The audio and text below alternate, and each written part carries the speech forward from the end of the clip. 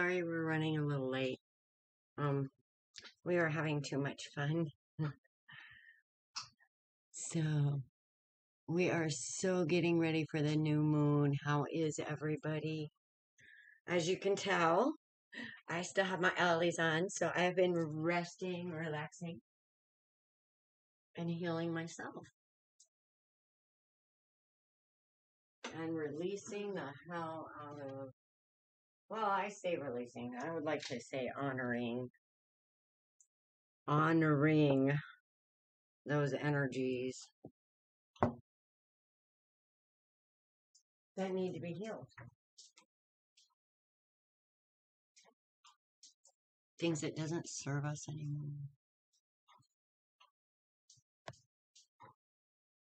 Thoughts, ideas, emotions, people. We all got shit to get rid of. And before going into this waxing gibbous phase, thinking positive is going to be really important.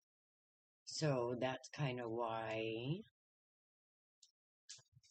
when I do the lighting of the candles, or when we do the lighting of the candles, I am going to picture a world full of happy, healthy, balanced, enlightened individuals. And I'm going to hold on to the happiness like this is what we have now.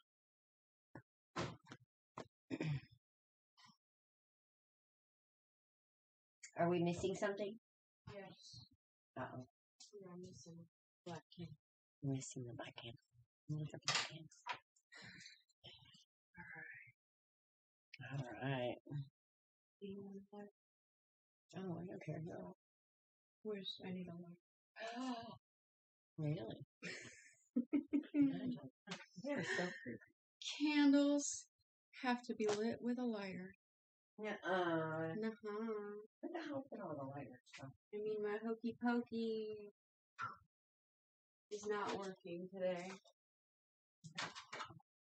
Don't ever say that. Your hokey pokey is just on hiatus. Alright, where's the... I don't know, Alice. You're the smoker.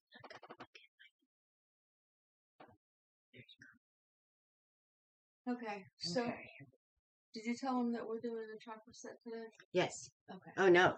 We're doing a chakra set today. Okay. So, we're going to... Is there any way to make the volume louder? Is that better? Can you hear me now? Can you hear us now? Alright. So we're starting a chakra set. She's starting with the root chakra, which is the base chakra, and that helps you with grounding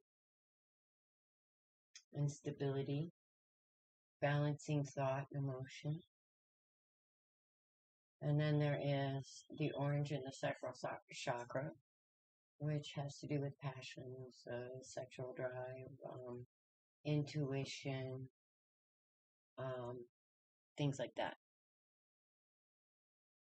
And then the yellow is the solar plexus chakra, which has to do a lot with intuition, self-confidence.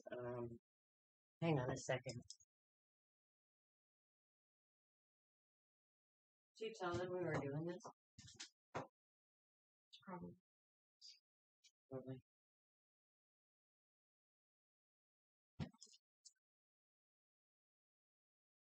Alright, and then we go on to the heart chakra, which is the green candle, which has a lot to do with healing and money.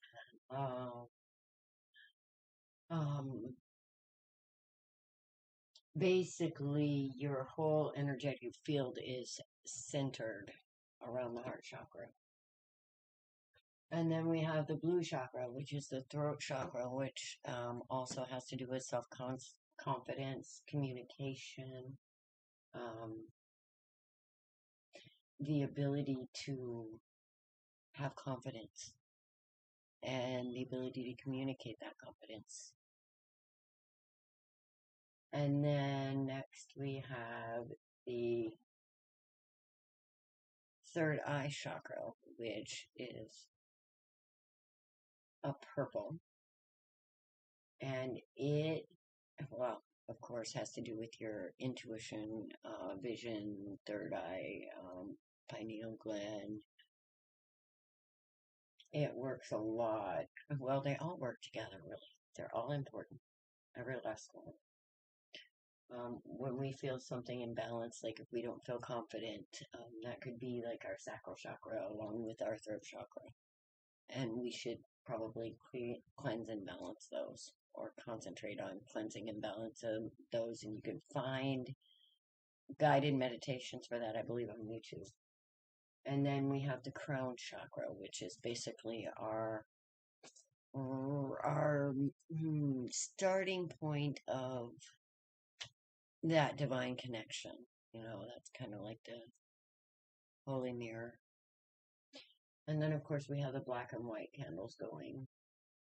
The black is protection, guarding against negativity, helping clear negativity by understanding and embracing what's in. And then white to purify and protect as well.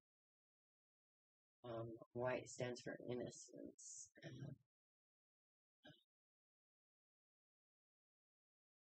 In a way, fearlessness. So, yes, absolutely. And you guys, I'm just going to say, whenever I actually do a candle healing for a specific person, since I make these candles, I bless them.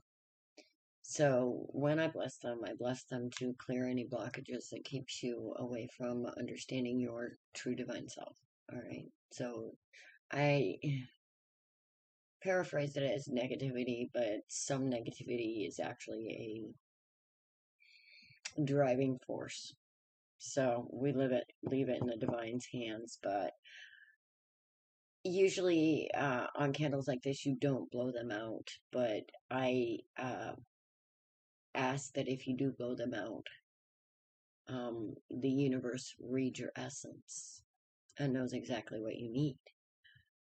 Now, if you're doing this for somebody else and you want to help extend that healing energy, light your candle, picture you as them, happy, healthy,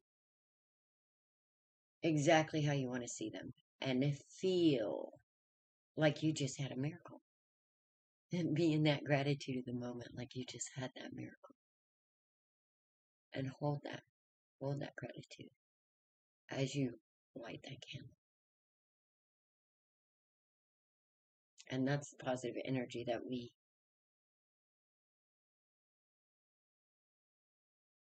send to the universe. Nathan, we're doing candle energy healing tonight. We do free readings on Saturday night, and if the title says free readings, that's when we're going to be doing free readings. Right now we are trying to help people heal so they don't need readings. If you know what I mean. Not that we don't love you guys, because we do. But this energy on the new moon is for helping to heal that energy. Hi, Alex. Yeah, that's isn't that horrible? I mean, my goal for you guys is to be strong enough to where you'll never need a relationship counselor or anything like that, because you'll be strong enough to know, wait, no, that's not for me. You're not my match. Yep, you're the one, because you're going to be strong enough to know what you deserve. And you're going to understand how beautiful and amazing you are to the universe.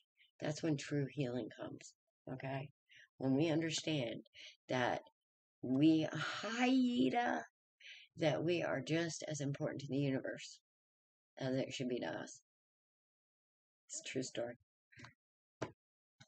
So here we have the candles, and as you light your candles, just picture that person, even yourself, as the way you want to see it. If I'm healing myself, I picture myself at 20 and then I don't look in the mirror for a month. That works. Hi, Ida. How are you, sweetheart? Hi, Alex. Hi, Selma. Thank you all for coming.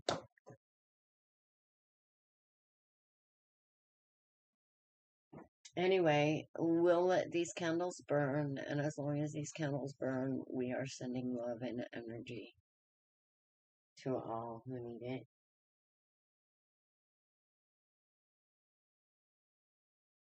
And the way the energy in the universe is right now, I think we all need some. So please, if you feel you need some love, we're sending it. By all means, guys, grab a candle, light it along with us.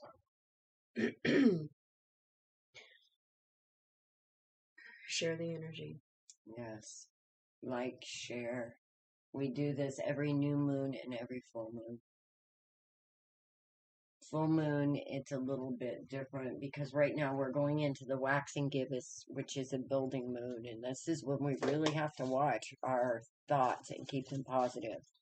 And this is why we do a release before the waxing gibbous, so that we can get that honor that, that's in us, because it's there for a reason, and we can't just try and release something until we find out and understand it a little more. Yeah. And so I think, those emotions that everybody says is bad, you shouldn't feel them. Well, whether you think I should or not, I do. And I think part of clearing those emotions is honoring them and honoring the reason why they're there, whether it be childhood trauma or other things. All trauma is given to us by somebody who it was also given to. It's the gift that keeps giving, and we can't seem to stop it until we stop it within ourselves. And I'm hoping to make a difference there. And so is Dawn, because we've been struggling with our traumas for how long now? Yeah. And we've done all the stuff, we've done all the self-reflection and everything's about me and da-da-da-da-da. And, I started realizing this is all, we're creating the traumas that we are literally creating the traumas that we are having to heal within ourselves, with some of the beliefs that we have, or some of the mindsets. Not saying that they're bad or bad people. I'm just saying if you follow the energy, you'll see how we're creating the energy that we have to heal ourselves from. But we'll get into that later. Or you can see it on my post. I'm starting to talk about that now.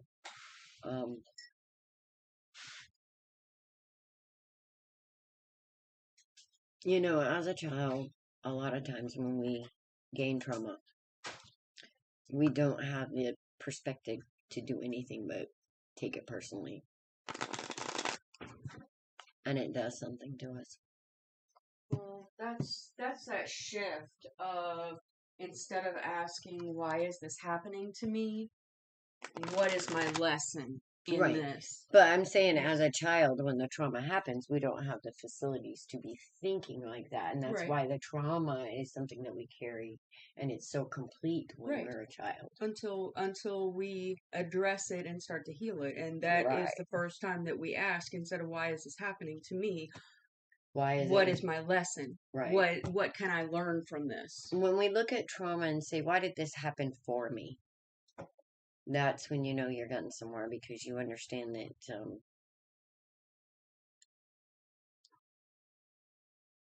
it has actually been the source of you're still here, you're still breathing, even through the trauma, even if it made your brain change a little bit on the normal neural pathways of thinking and happy ways of thinking.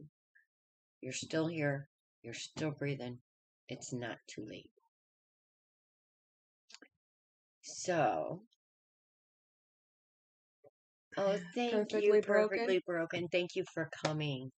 I'm glad that you're part of this experience too. We, I think it's time to start addressing why it's so hard to deal with these childhood traumas. Outside of the fact of what I said, you know, to a child, it's so completely traumatizing because we don't have the facilities to be able to process anything but, you know, being a victim at that point.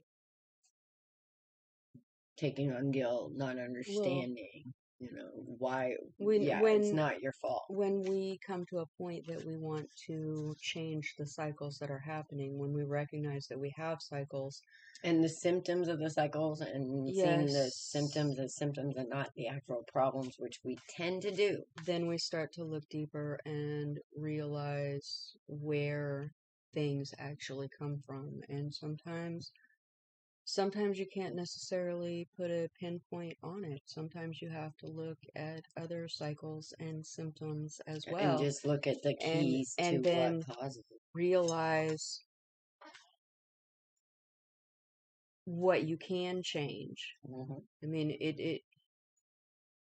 the first step is the past. The first step is recognizing the cycle. Yep. Once you recognize the cycle, then you can start addressing things. And 9 times out of 10, it is a childhood trauma of one type or another that has set these cycles in motion.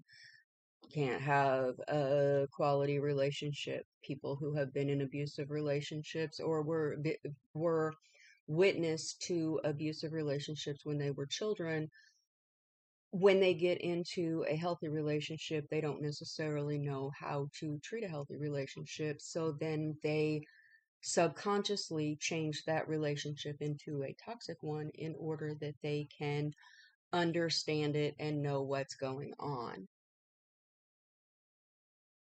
And once they have several toxic relationships and start to wonder why it keeps happening, that's when they start getting into the inner work to realize how they're bringing about, where it stems from. Yes. And then it becomes a whole process of figuring out what is your emotions and what is somebody else's emotions that were forced upon you, and how to set those down, and different exercises and things that you can do, and reacting versus responding to situations. When you allow I your don't emotions, agree with that. when you allow, I will never agree when with you that. allow your emotions to flow and understand where they come from and honor them and let them go, then you can actually move forward with things and understand that your emotions were correct. You are able to feel them, but instead of letting them control you, then you control your emotions and don't make yourself a victim to your emotions. Is that what you think happens as you become a victim to your emotions? Do you realize just saying that makes people want to go, emotions, oh my God. No. Yeah, because you're never a victim to your emotions. Because your emotions you're a victim to valid. your brain. That's exactly what you're saying. Okay. So you're saying honor your brain over your emotions, put on that mask. No. I'm saying feel the emotions, understand where they come from, and understand that you don't have to stay there. You don't have to stay in that feeling. But you're saying respond instead of react, which means respond, put on a mask. Take a second. No, that means take a second to realize where the emotion is coming from. Understand what caused it, and realize that you're not in that space anymore, and you can make a different decision, and you don't have to act out your emotions. You can think about them and respond differently to the situation that's at hand, because you're not that child anymore. What's wrong? Oh, yes, I am. What's wrong with acting out your emotions?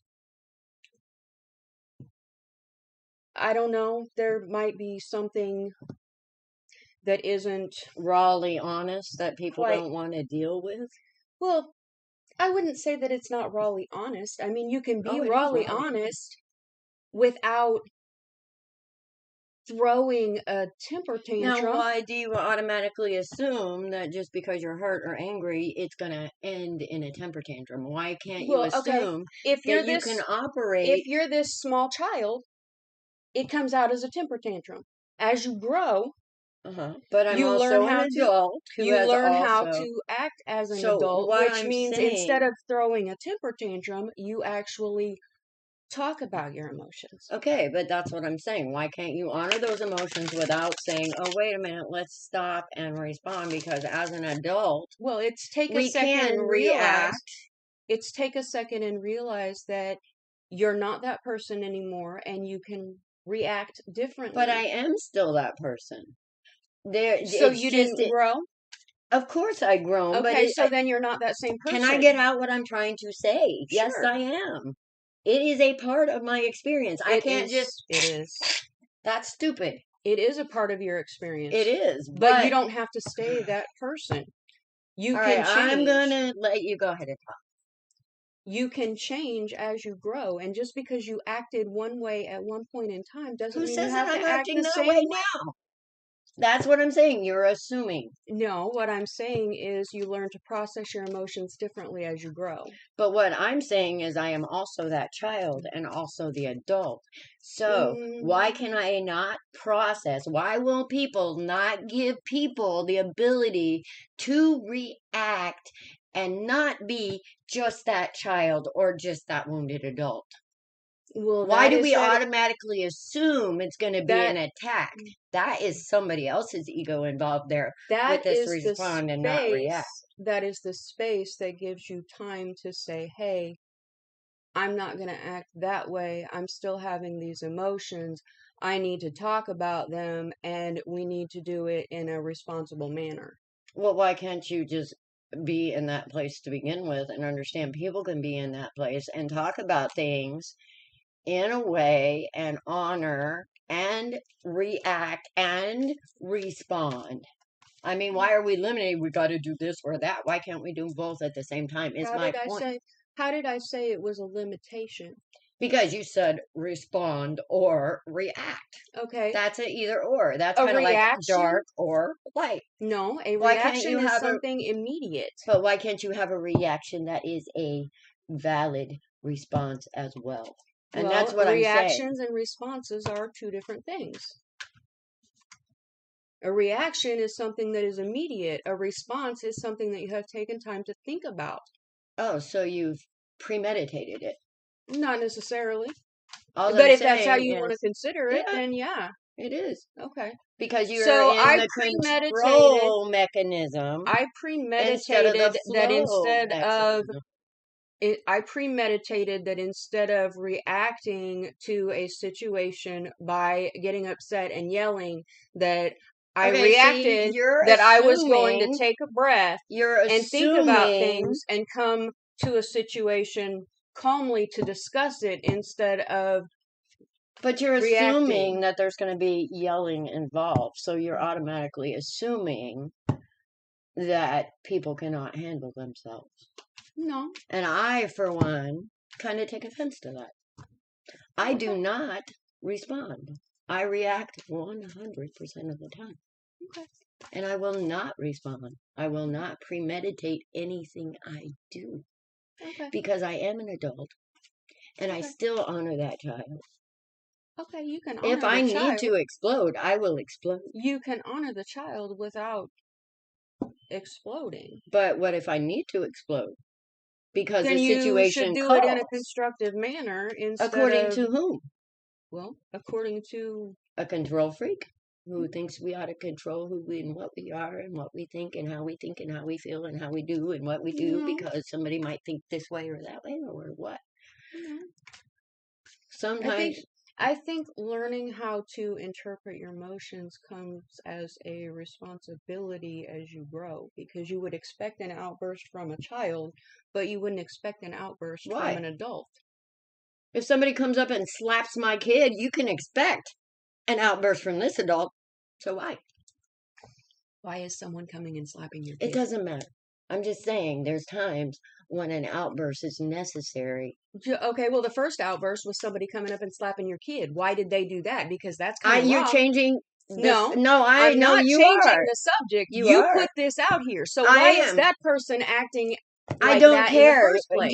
Are you really going to stop if somebody's attacking your kid to ask them, why are you doing this? No. No, you're going to No, get them once again. I'm gonna protect my child. There you go. And that's a reaction, not a response, and it is a correct one. Okay. Okay. So why are you doubting your emotions with your I'm not. why are you doubting that other people can not handle their emotions I'm to not where they saying that have somebody to can't handle their emotions. not react? I'm not saying that somebody can't handle their Well, emotions. this is some of But the if we this think is about this things, is if that person was had thought about their emotions and decided to come correctly in the first place, they wouldn't have you're slapped my throwing okay, child. you are throwing in a bunch of ifs that do not. Okay. If somebody comes up and slaps your So you're child and throwing in starts ifs at me and I can't put ifs at you? No, because your ifs are taking away. You're doing it on purpose. Okay, look.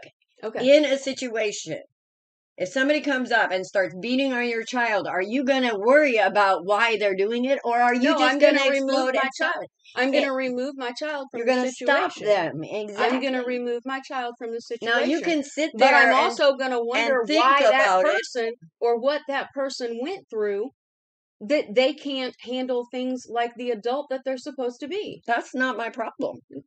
No, but that's what I would think. Why are you coming at a child in the first place? That would be the authorities after that point Well, to figure that out. the authorities could figure it out. But in the meantime, I'm that going to take my explosion child is someplace going safe. to, yeah. In the meantime, I'm going to take my No, child in the someplace meantime, I'm safe. going to beat that person's ass if they're beating on my kid. End of story. Okay. And they're going to think about it twice before they do it to another child. Okay. So, you can take this way and let them go through the system if you want to. But that's going to give me the ability to stand up for every child that person has ever hurt. Well, and if people processed things and took a second before they reacted, we wouldn't have to worry about having to react because everybody would be able to respond. Okay, So but we aren't there yet, and you're saying, but this is not a healed society where everybody isn't should that what we're respond trying and to get react. to? But but that Okay. doesn't mean that you should sit there and take time in certain situations. I didn't say every situation. Well, Did that's I? what I'm saying. Did I say every situation? But you're still saying it's either respond or react, and I'm saying you can do both at the same time. Okay. And I think we need to start having more faith, not only in ourselves, but also in other people. Have more faith in other people? Absolutely. Okay. I agree with that. Because if we start having more faith in other people about their reactions to us, and they start actually doing it honestly instead of having to respond and react, then I'm not going to be sitting here wondering what my energy is doing to you. Okay, so as long as we're sitting here playing the respond and not reacting game, why? I mean, you can't be mad at me if I don't know something's pissing you off because you're taking the time to respond instead of react, and then 15 minutes later you finally blow up because do you think that I ain't getting it. So do you think that a situation should be diffused if possible? Or do you think that somebody should just go in with fist blazing? Why is it always fist blazing? I don't know. I do. But why are we always going? You're the one that said somebody attacked a child. Well, that's what I'm saying. You were saying the difference between response and react, and it's like it's not always that. If there's anger, should it be diffused so that you can talk about it? Okay, or first should it of all, just Selma, be let to be anger? If somebody comes up and attacks your child, I guarantee you are not going to be charged. You don't even have to worry about that. No, I mean, anger is not the basis that everybody works on. You're right. But if somebody comes up and smacks a child, there's anger behind it because I don't you're know going back a whole lot of to the whole people about, you're worried, you're throwing off the whole subject of how are you going to react. Fuck that person. How am I going to react? Yeah. I'm going to remove my child from the situation. I'm also going to try to diffuse the situation. Well, first thing I'm going to do is protect my child. And if there is a diffusion That's able why to I said I was happen, going to remove my child from the situation. And then I'm going to try to diffuse the situation. But and find out you're why still they're going trying to to hit my react. child. You are not going to respond. And there are times when you need to react and not respond. Okay, and the difference there is I said I was going to remove my child from the situation, and you said you were going to start. I'm going to beat his ass if somebody's hitting on my child. End of story. If somebody comes up and hits my child. Okay. No. Okay. And I'm going to do it for your child. And I'm going to do it for their child. And if I go to jail, fine. Okay. Because I'm willing to stand up and do what other people need to do and aren't willing to do because of all these social. I'm afraid I'm going to look bad. I don't give a fuck if I look bad. I'm going to protect those children. Well, the children need to be protected. Oh, well, you think the police are going to do it? The police aren't here to protect.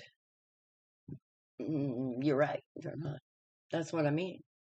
Or you think the police or jail is going to teach them a lesson?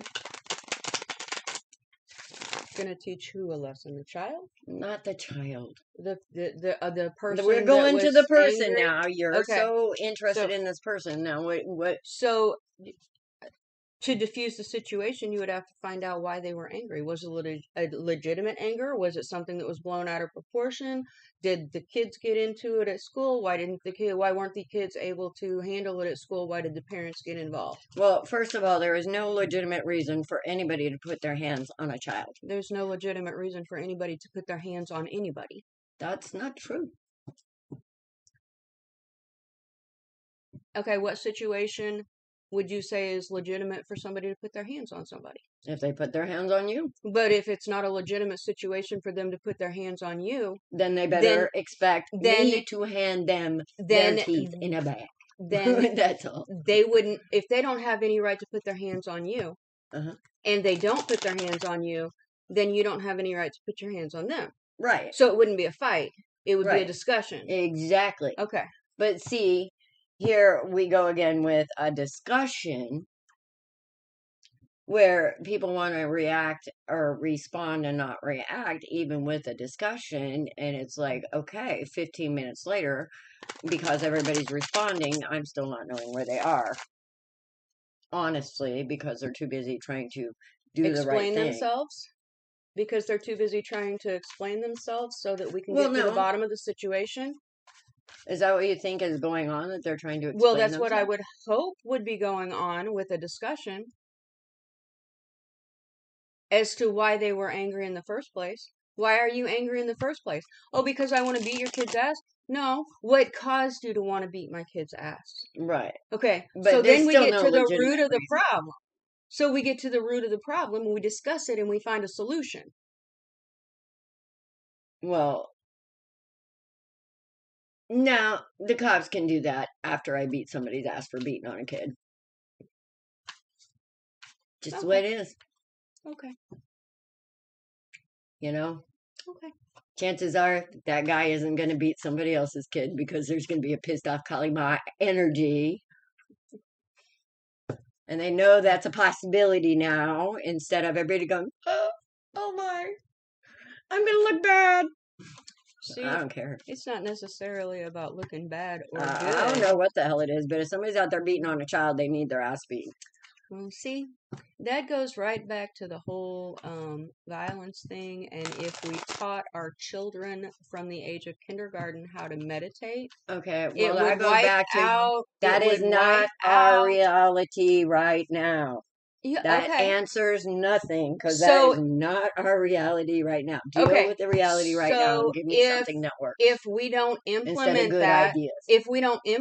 that, because it has been implemented in schools, and they have seen major changes in the children, and then they stop the program. Right, because they've seen major changes in the children, and it's good for them.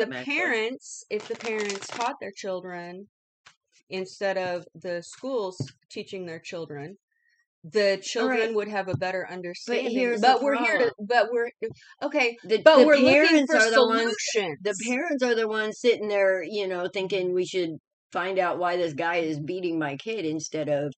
Okay, but we're looking for solutions, right? We're looking for solutions instead of focusing on the problems. So if all the parents started teaching their children how to meditate, their children would be able to not get into physical confrontations. But if the parents knew how to meditate, we wouldn't have the problem anyway. Okay. So there are many outlets to learn how to meditate. So that's not a solution either. Yeah. Okay. So what is your solution? Just everybody to beat everybody's ass? No, we start with the children. Okay, so I tried that. I tried that with the whole thing of teaching meditation in school from kindergarten. Well, this is why we need. And then you told me, no, that's not it because no, it's I didn't not. Say that isn't the world that we're in right now. Yeah, right, but that's not. But that's the goal that we're going for.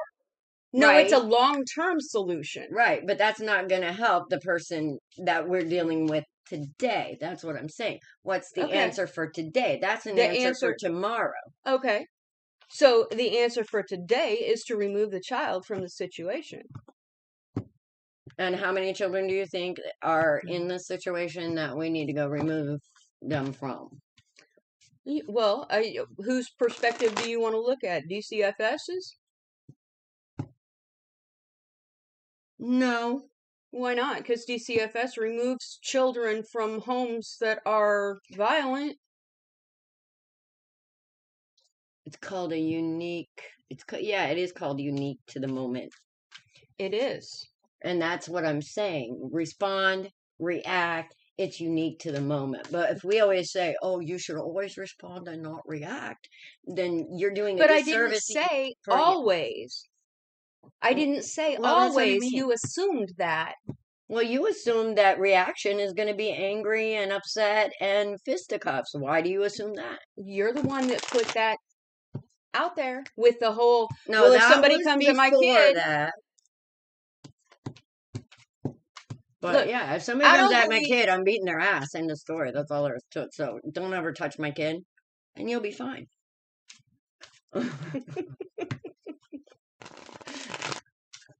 And there comes a point in time. I mean, what age child are we talking? It doesn't matter. Well, it does because my 30-year-old son. Yeah, it doesn't matter. I'm going to step back and let him handle himself. Well, that's true. I mean, he's 30 years old. Your 30-year-old son probably needs his ass beat once in a while, though. I think your 30-year-old son might need his ass beat once in a while, too. Hey, you guys, I will give somebody an address if they want to go beat my kid's ass, I'm telling you. Yeah, okay, so that just flipped the script completely. So are we talking about small children? No, I'm just kidding. Are we talking about small children or are we talking about grown children? Small children are different. Are we talking about somebody who's in high school and the person is close to their age? Because all that plays effect. Well, in how I'm going to respond to it. Well, that's what I mean. It's unique for the situation. You cannot say that this is right and this is the way we should do it because it's not. I'm just saying that we should always react, but we can also react with a response. And people are not giving us the option to be able to be an adult in an emotional situation and still respond without being, still emotionally respond without being an asshole per se. But see, people automatically take anger as an attack instead of an expression. Because they're angry at you. And you don't want people to be angry at you. It's an ego thing. It really is. It's a toxic ego thing. To respond to anger with anger is a toxic ego thing. It is. It is. So in that situation, you would, instead of responding with anger, you would try to diffuse the situation and find out why they're angry. Well, if you have the ability to diffuse the situation, because in certain trigger situations, there is no diffusing. And this is what we're needing to get to. Is those okay, so in trigger a trigger situations. situation, the person who is triggered after the situation is over with would have to go back and look at themselves and figure out why they were triggered Well, what if they know they were triggered? and deal with their emotions with that. If they've already done all of that, then they obviously haven't cleared the work yet because they're still being triggered by the situation. Right, and they know they have these triggers and they're honest about the triggers, but they get triggered anyway, and then well, then they need to go back and look at themselves again and see if there's more reason for them to still be triggered. Because if they've done the work and truly done it, then they wouldn't still be triggered. Oh, you think? Mm-hmm. Well, see, I think that they probably are still triggered because whatever energy on the other side that caused that triggered is also not healed. And since we are co-creators and we are inevitably linked with that energy. But you can't control somebody else. They have to do their work. But what if they don't? This is like forgiveness. If they don't, then it is divine timing. It takes two to make it. It takes two to break it. If one is not willing to do the work, there is one going to be holding a grudge until the work is done. I don't think I agree with that. Okay. I don't think I agree with that. Well, as long you can move past it, but it's harder because the other person, you know, all this cord cutting and blah blah blah blah. The other person can grow those cords back. You can grow those cords back. You can grow those cords back. If those cords are supposed to be there, it doesn't matter how much cord cutting you do. However, when you do cut cords, it does change the dynamic of the relationship every time you cut the cords.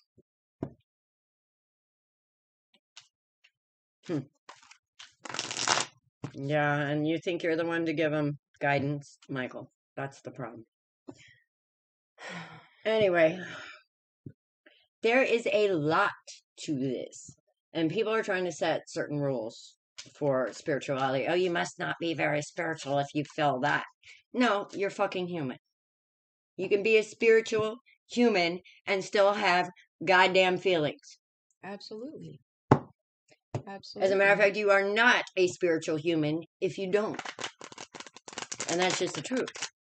And if you're dishonest, that's not part of being a high vibrational spiritual person.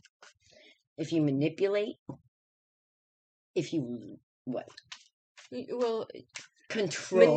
Manipulation tactics are learned, and they are learned from childhood with how to handle situations with your parents.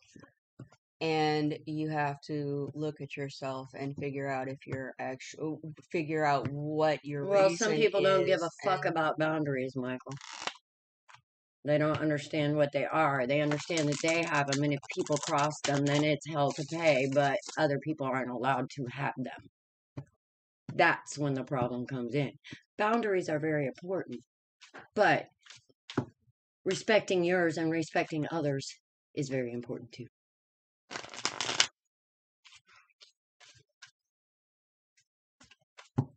I can't argue that. I can't argue boundaries, because boundaries are definitely something that needs to be set. But I say, I don't want this. I'm not comfortable with this. And somebody does it anyway. That is people saying, fuck you to your boundaries. Well, that's disrespectful. And then a conversation should be had. And if the conversation doesn't fix the problem, then the next step would be dissolving the relationship. Absolutely. And that's, some people are going to see things through their trauma, and that's all they're going to see it through. And as far as they're concerned, they have done nothing wrong, even though they've done tons wrong.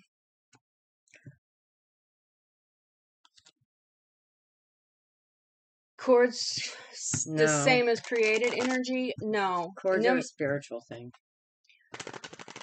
Every person in your life, your parents, your siblings, your best friend, your children, your spouses, like a spider web. there's a cord that connects you to them in your life. Which is why you have to be very careful with sexual energy, and you shouldn't just be out there doing it with anybody, because guess what? You take on that crap. Sometimes get spiritually transmitted diseases. Sometimes the cords dissolve on their own, and that's the relationships that dissipate on their own. Sometimes relationships that are more toxic or have a stronger pull on the heartstrings. Sometimes you can cut the cords and allow that person to drift off and out of your life. However, if the emotions are still there strongly between one or the other person, those cords grow back and reconnect you.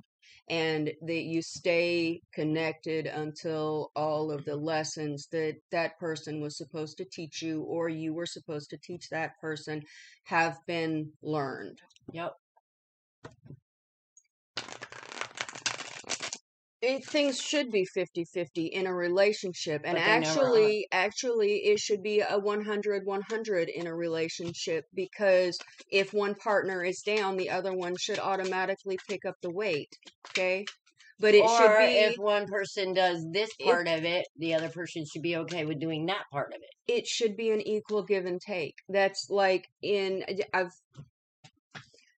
a relationship where there's small children, if one person works and one person stays at home, having children is a full-time job, okay?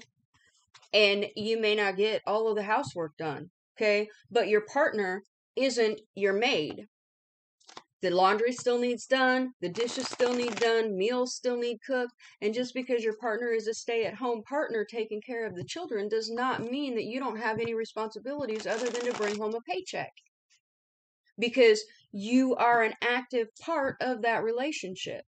Okay, so just because you bring home a paycheck doesn't mean that that's the only thing you have to do. In that situation, if that's what you want, you should hire a maid to come in and take care of your house, and a nanny to come in and take care of your children, and let your significant other go get a job and carry on with their life, and have the maid do all of the things that pertain to the house.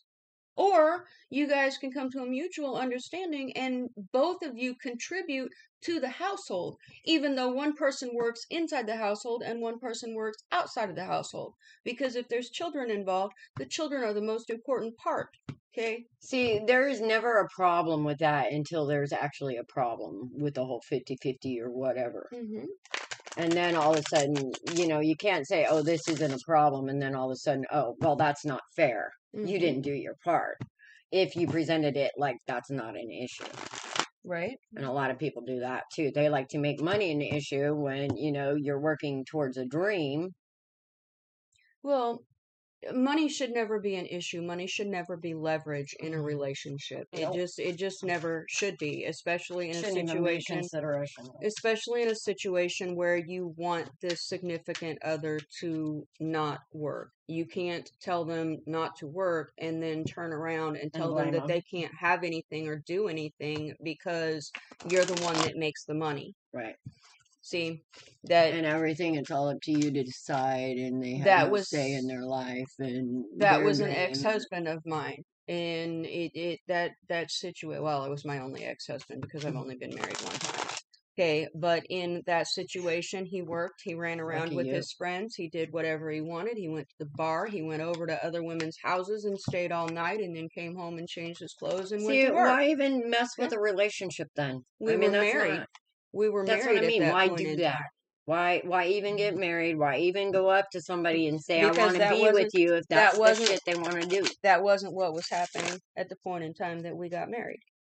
Okay. Still, but if they know they ain't right. The same aspect, I was taking care of 2 children. I was exhausted, and I was also getting no help in the household. All I was getting was berate about things not being done. And my Of course, you weren't all of happy. my He was out niece, fucking around and getting drunk and doing whatever he wanted to and leaving you there with the kids saying, fuck you, and all wondering. of my needs were not Yeah. getting met, and it was Sounds like causing life to me, right? was causing major problems. That's why we got divorced, because every time I said, hey, let's do something as a family, he had something better to do.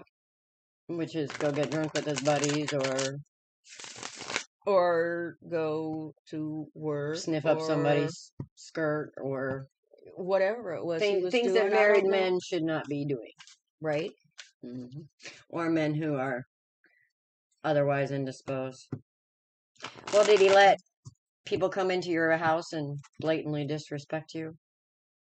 No, his friends didn't come into my house. They stayed in the garage. Mm.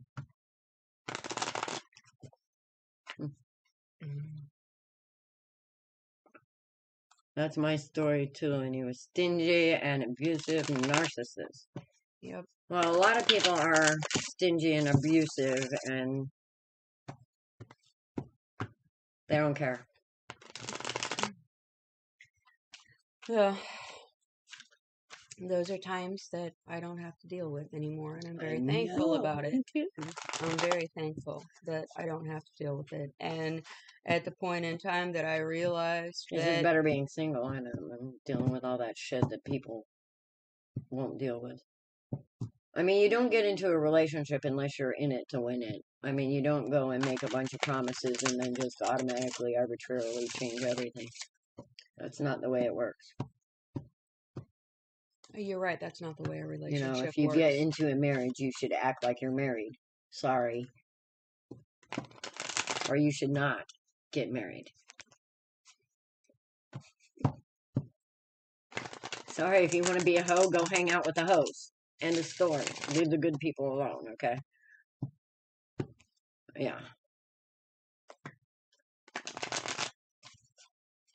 I mean, if you have no respect for yourself, or, your whole life is about the next good time or the next this or the next empty that makes your ego feel good, go have it and leave good people alone, because we don't need your shit.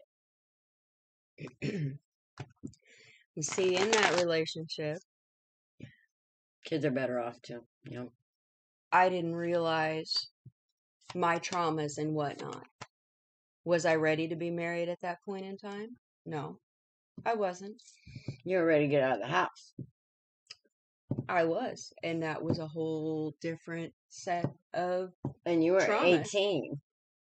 I was 17 when I got married. Okay, you were 17. I was 17 when I got married. Not but that is a whole people dealing with this at 50 and 60 and 70 years old. That is a whole different thing, because there were so many traumas that I had that I carried from my childhood home into my married home that I did not realize. And we also... Well, didn't you carry that with every relationship that you've had so far? Because I didn't do the work. Right. Yes. But we were young. We thought we were in love. We didn't discuss our childhoods. We didn't discuss any healing. We didn't do any work. We just dealt with each other and told each other to deal with it, because that's just the way we were. Yeah. Okay. So I didn't really start chocolate-covered strawberries and then complained about the price.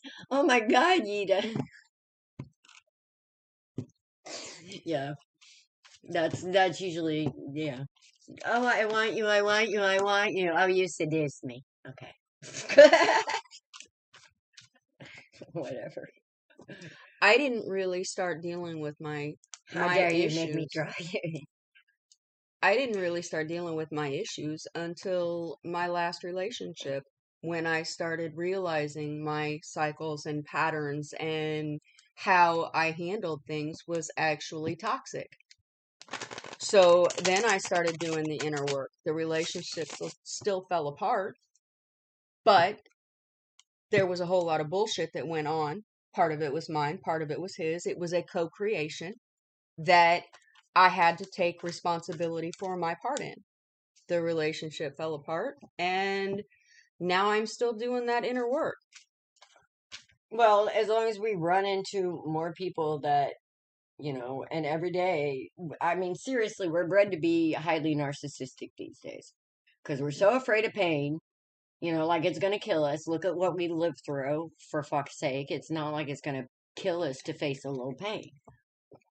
I've learned to eat it for breakfast with my pancakes, and I'm rather getting sick of it. So all these old spiritual ideas where we're chasing our tails and thinking this is the way to handle this, it goes by a situation. All right, there is no set way. There's no black and white, which is why I say I am exactly who I need to be when I need to be it, and I'm going to trust it 100% of the time. That's why I react and I do not respond. Because there is always a bigger picture that we may not see. Somebody may need that reaction instead of that response. And that may be why you give that reaction instead of responding. Because you're meant to. Because some people need that reaction to be able to respond correctly for their path. For them to see something that they are not seeing. Maybe. That might actually be something to that. There is something to that. That's why I'm saying, why are we always sitting there second guessing ourselves to make other people happy? And it's not necessarily second guessing yourself. I mean, that's the difference between you and me. Instead of learning how to, I try very hard not to just communicate through those honest emotions. I try to think about things before I actually say something, because I don't necessarily want to say something that I can't take back because I know it's going to hurt somebody. Why would you have to take it back? And if the hurt is there, it needs to be because there. If I actually love that person, I don't want to intentionally hurt them with my words with something that I can't take back. Okay, why would you assume, and this is where I'm talking about, why would you assume automatically that that's what you're going to do if you don't just flow? I mean, you already know you love that person. You already know that's in your intent not to hurt them. So why would you have to stop and think and not just flow that way naturally? Because that's part of who you are. And why are we not giving people the ability and the trust to be able to work through that flow, that honest flow, instead of having to stop and second guess? Okay, because I can get my same point across without calling somebody a slew of names. I can get the same point across that I'm upset, and this is why I'm upset, without calling them a bunch of expletives in the process. Okay, but what if they are a bunch of expletives? What makes them a bunch of expletives? Well, is that just my emotions because my feelings were hurt? Because if I actually love this person, I don't want to tear them apart. I want my words to build them up. So I don't want to say something that is going to tear them apart if I'm trying to have my end goal build them. Okay, but let's say that the only time that I would use a bunch of expletives is when I was trying to completely tear the relationship apart. Okay, and why would you do that? Because the situation was completely over. Because the situation was completely over. Yes. I've been in situations where I tore people completely apart, and it ended up hurting me in the long run. Because instead of using my words to get my point across, I used my words to tear that person down. Okay, so you don't think rock bottom is that place where we all build something solid from? Didn't say that. Oh, then why are you taking away that person's ability to get there and get out?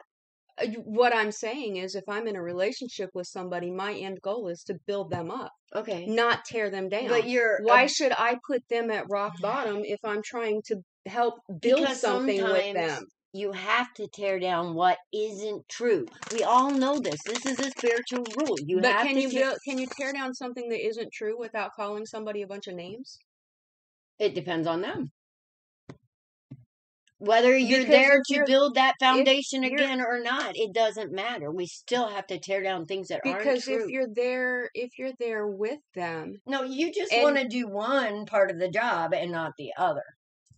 And we have to do both. What I want to do is I want to be on the same page with my partner to know that we are both building each other up, and neither one of us is going to intentionally tear that person down. But what if neither one of you have a solid foundation to build from? Well, if we're both working towards that solid foundation, then we should be working together to build each other up into that solid foundation instead of tearing each other apart. But you have to tear apart what isn't solid to build a solid foundation. Can you do that? Not? Okay. Can you start building on a foundation that's not solid? No. Now, can you remove that in a different way other than triggering? Yes. But here's the thing.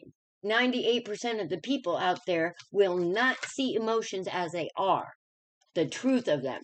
They will take them 98% of the time. I don't care what kind of emotions. If it's love, they'll run.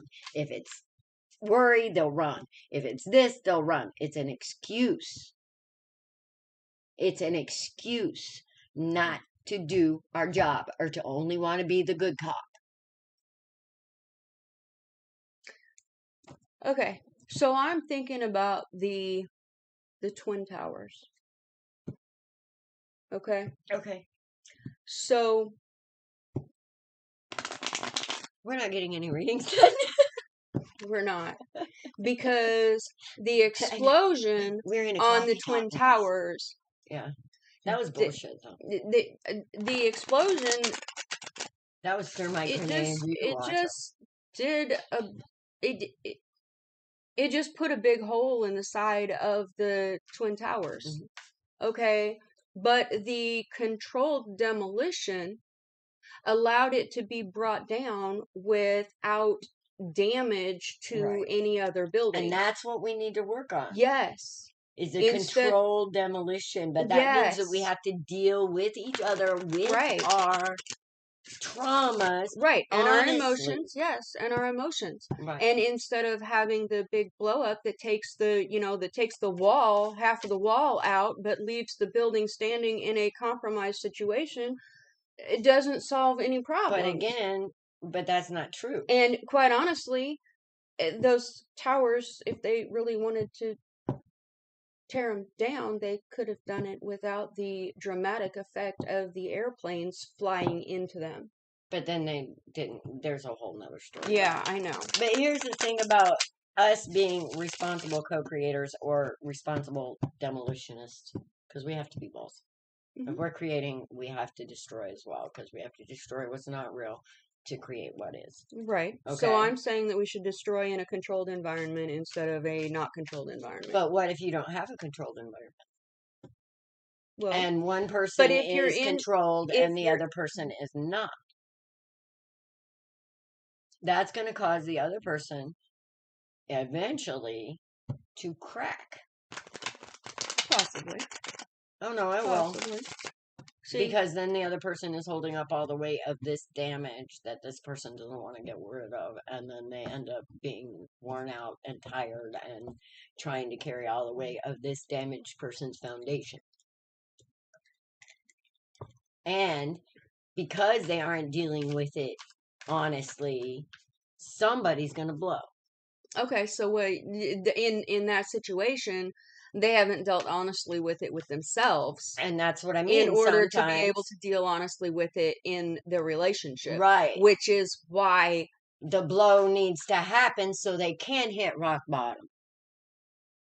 All right? Whether or not you're together or not, that still gets rid of the shit. Which is why I am not in a relationship or going to be in a relationship, because I know that the relationship that I want, I am not ready for. Right. So I am not only protecting myself, but I'm protecting anybody who tries to get involved with me. Which is why you should not get into it. Which is why I spent 7 years in my basement without anybody.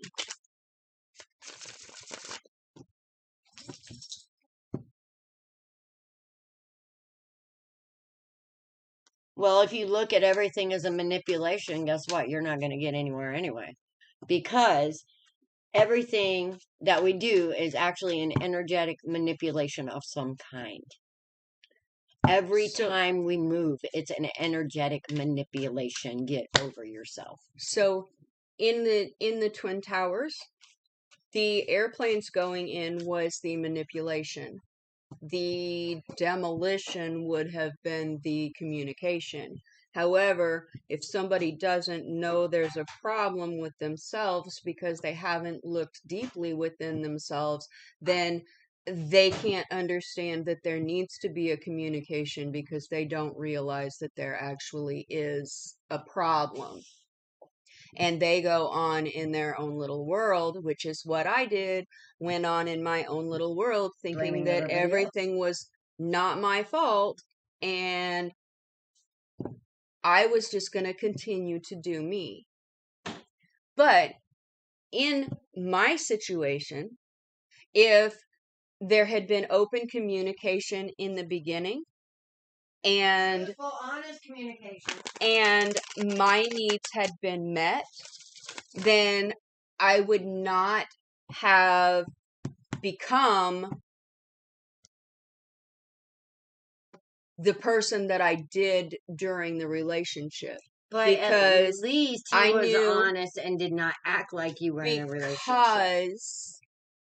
Because I knew what I wanted, and instead of focusing on what I wanted, I focused on I didn't get my way and started reacting very childishly to me not getting my way. Instead of sitting down and thinking about what I was doing and how I could change things to get what I wanted, I threw temper tantrums and completely ruined the situation. So instead of manipulation, you reacted honestly?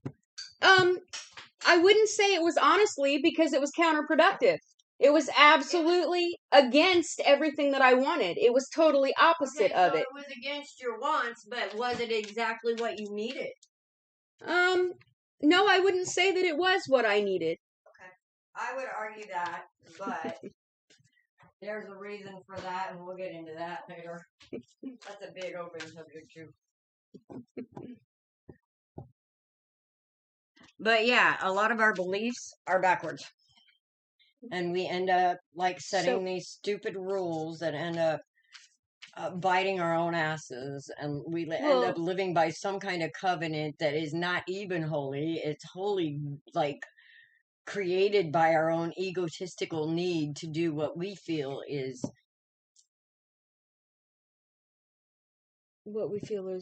gonna make us look okay to the world. Oh, well, everything that I did definitely did not make me look okay to the world. It actually made me look like a complete ass. Well, and that was my temper tantrums, and that's what I'm dealing with now. Were you a complete ass, though? I was. I mean, you didn't get what you want in what way? In every way that we had talked about that I had asked. What, you didn't get respected? I didn't get any of my needs met of the requirements that I asked in the relationship. Okay, so however, when is it okay to throw a temper tantrum and not be an ass? That would be my question. He wasn't disrespectful to me. He just didn't give me what I wanted.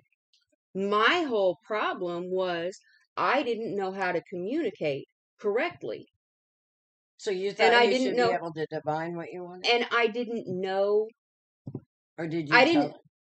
I didn't know how to express my feelings or what I wanted. Communication is one of my issues. Okay? And if there's and it burns, trust me. There's one over there, too. 24/7 of blue candles burning in this house. And my lack of communication and my inability to express my emotions properly, which is what completely tore apart my relationship. I know that. And it wasn't a relationship because every time I asked what we were, I got, it is what it is. Right, okay? Which means that he was completely honest and not coming in and making you all kinds of promises that he never intended to keep. he wasn't completely honest, and that came out later. Well, you know what I mean, though. He didn't make you. He didn't tell me what I needed to hear to be comfortable in the relationship. But there wasn't a relationship. Which is why he didn't tell me what I needed to hear. Right. But when you go a little farther and you find out that he has issues with commitment, then that makes it explainable as to why he did the things he did. And instead of me understanding that and trying to reassure him, I acted a fool in order to completely sabotage the possibility of an actual relationship. Right. But Sama wants to know, was he criticizing you for being it? Was he criticizing me for what? For throwing a fit. No, he was not. He was not criticizing me for throwing a fit. I believe he was holding space for me and allowing me the opportunity. Which is exactly what he should have done. He was allowing me the opportunity in order to be able to sit down and figure out what was going on within myself. However, I wasn't doing that because I wasn't getting the response. So therefore, I did more. I went to the next level. And when I didn't get a response from that, I went to the next level. Okay? And I still didn't get the reaction or the response that I wanted. I guess there you go. So the situation proved me, yes, triggering me to look at myself and find out why I needed all of that stuff. Which means you had to hit rock bottom to be able to build it back up. But he didn't call me out of my name. He didn't call me out of my name. He didn't scream and yell at me. You don't need that though, Dawn. You're not 3/4 of these dumbasses out here that just don't fucking get it. No, I was the stubborn one who was throwing a temper tantrum and cutting off my nose to spite my face. Okay, but that was only hurting you. It wasn't hurting other people. But I was also the one that was saying all the mean things. I didn't call him out. I didn't call him names, but I said some very hateful things. Were they true? No. Well, there you go. No, if I'm actually honest with myself, no. Were they my perception of the situation with the information that I had? Yes. Now, did you actually say that was a probability, or did you actually accuse? Nope, I actually accused. Oh, yeah.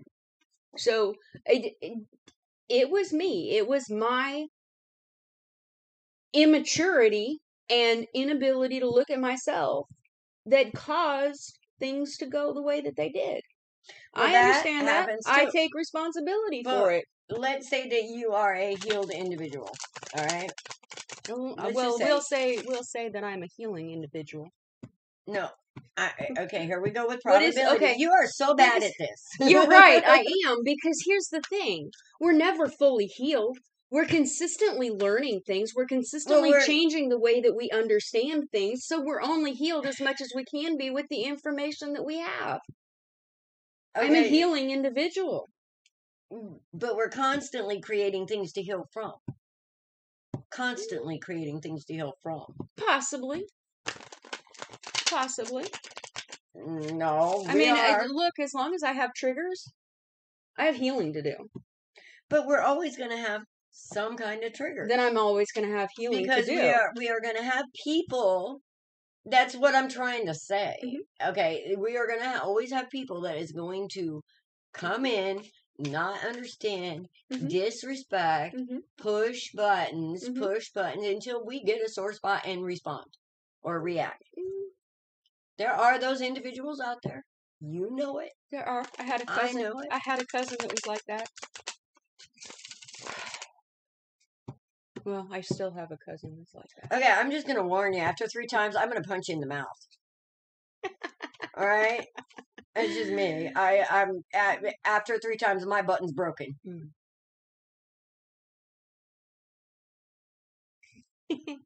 No, actually, Ida, I'm not. I'm just waiting for the other person to take responsibility for their part in the co-creation that turned into what it is, the disaster that it was. Okay? Because Yeah, I haven't gone into great details, and I'm not going to. Well, it's like this. But no, I'm owning the responsibility of what I caused. I take my part for being completely honest in every second of every freaking minute. Be it triggered, be it not triggered. Either way, it is what it is. I take responsibility for it. I have no problem taking responsibility for it because I understand it. But I will not take responsibility for it being present the way that it was, because for somebody to hit that trigger, they really have to bounce on it. They really have to bounce on it before I will react. Okay. And more than once. So, Salma, no, I don't still feel guilty about it. Yes, I do understand that if I had looked at myself, I would have and should have acted differently. I have forgiven myself. No, my intention at that point in time was not good.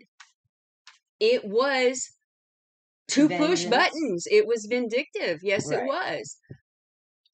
And I take responsibility for that. So are you saying that there is never a reason to have a vindictive attitude? What does vengeance do? What does revenge do? Well, I'm just asking, do you think that there is ever a time you should I mean, it says in the Bible, even an eye for eye, for a tooth for a tooth. So I'm just saying, just like judge not. It's actually in the Bible that you should judge. But that's neither here nor there either. People that don't want you to judge or don't want you to be vindictive are usually the people that cause you to be. Or give you a reason to be.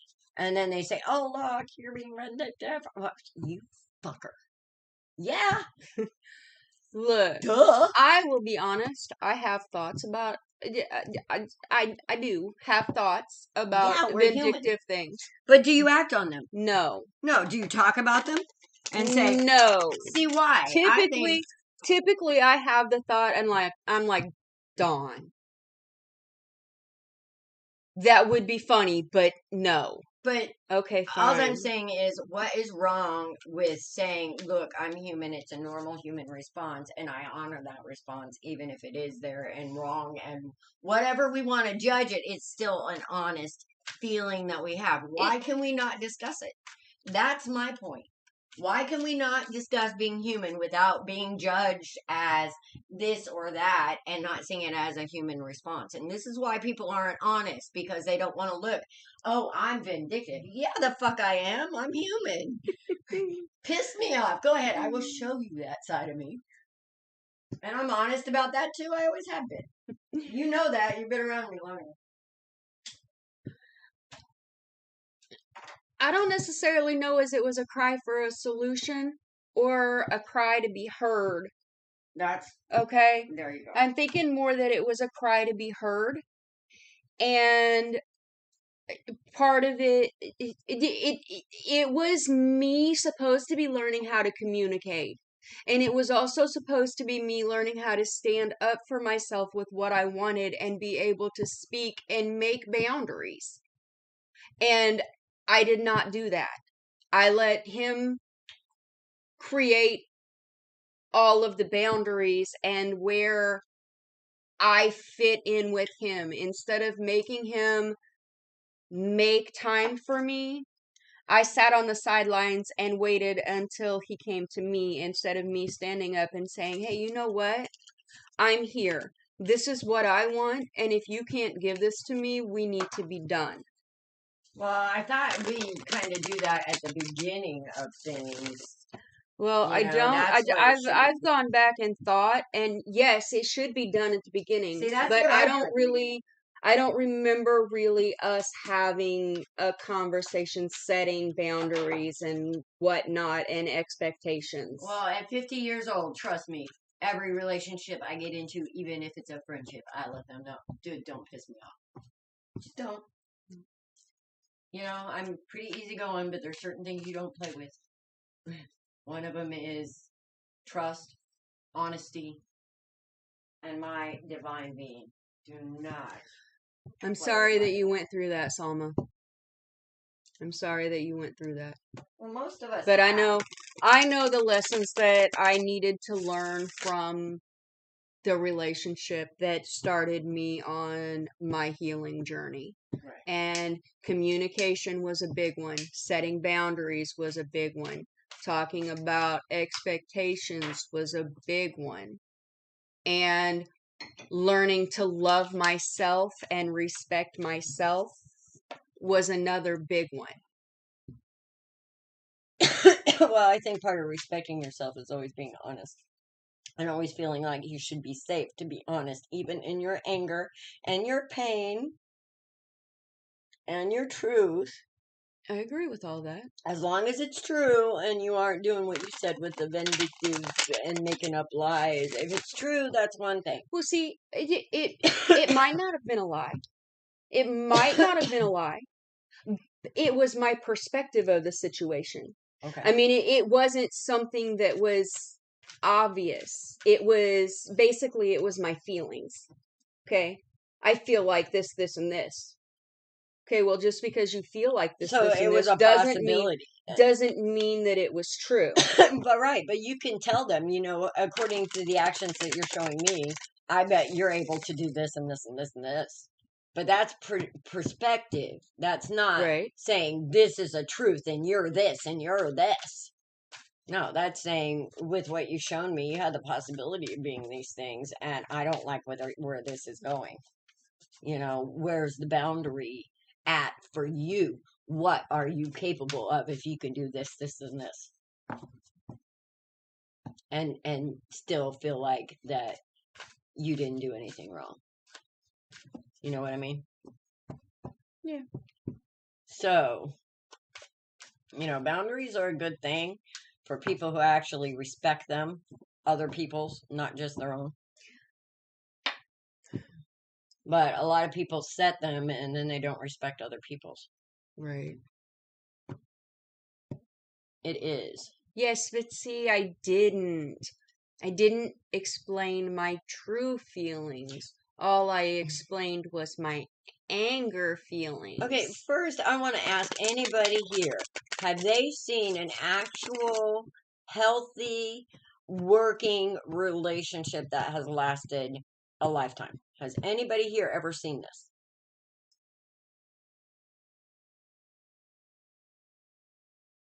Selma Yes. has. Fantastic. Salma, you actually come from a different background, so I can see that happening because your religion kind of makes sure that there's a certain type of... There's an archetype in the family and it's respected and balanced. Oh, yes. Always. Pretty much. Yeah. It's just a different mindset. Well, in some cultures, though, marriage isn't a marriage of love. It's a marriage of it's a contract. And a contract it's like a business contract that you understand what your expectations are and you fulfill those expectations. Right, and that's what Salman was saying. Usually when the man truly loves the woman and is devoted to the family. Yes. But then again, there's what happens though when the man isn't devoted to the family, and how easy is it for the woman to stand up for herself?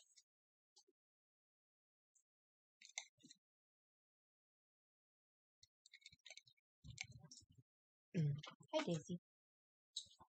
Because in some places, getting a divorce is just like a really, really bad no-no. Your daughter, Ida. Okay, and it's an honest, good working relationship for your daughter. And she came from,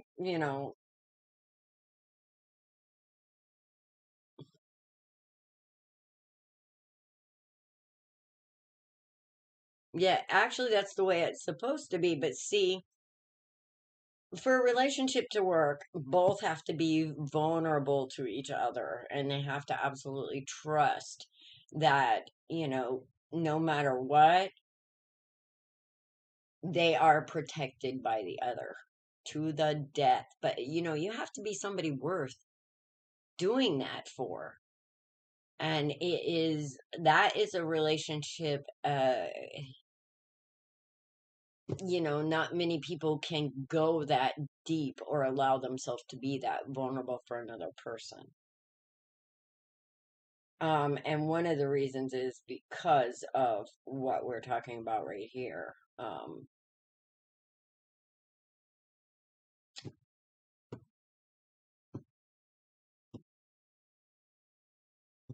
Well, fear and trauma, basically.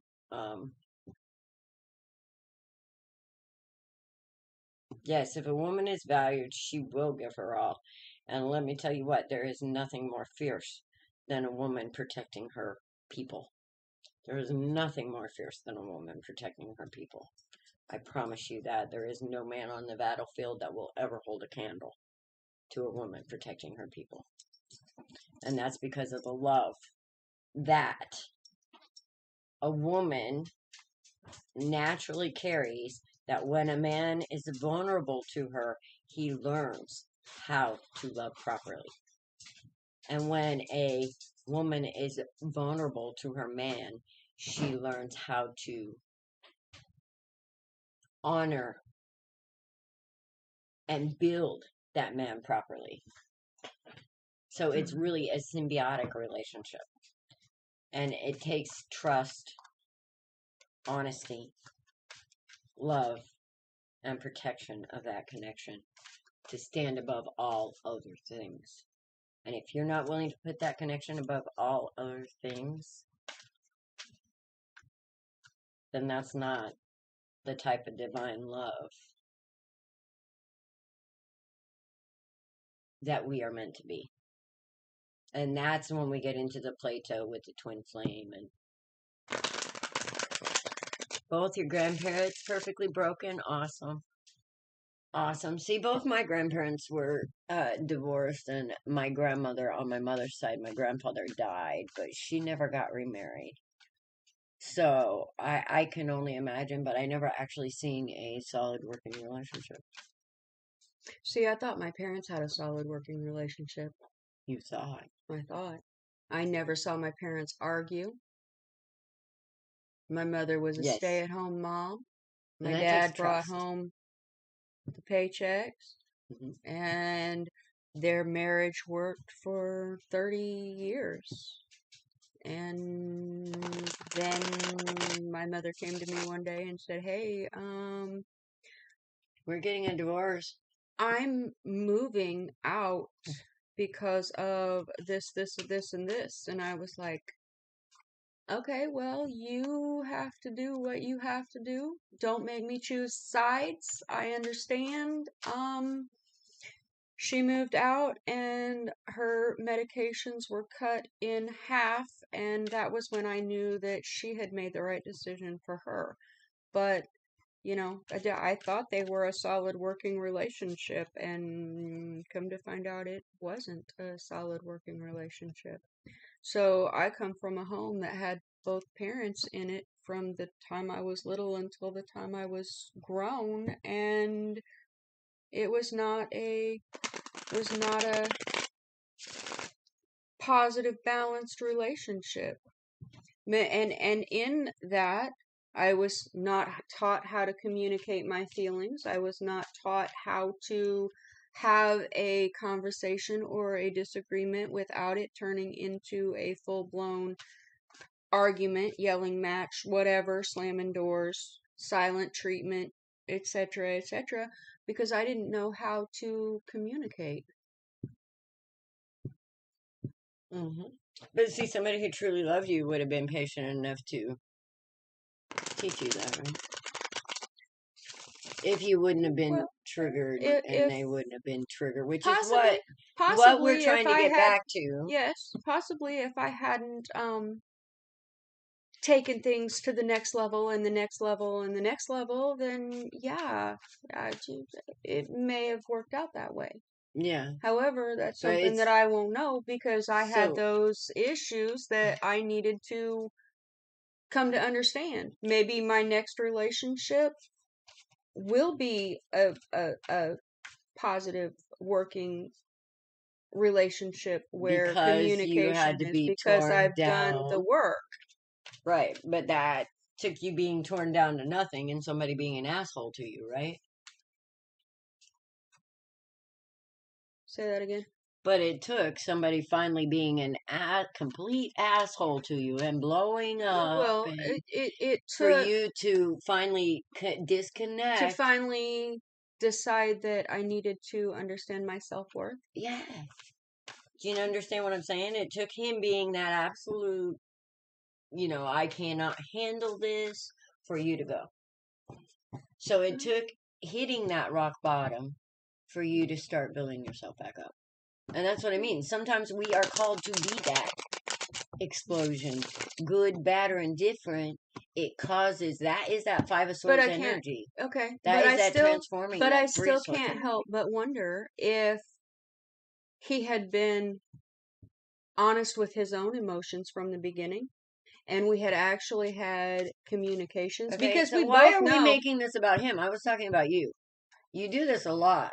We both know what we were supposed to be.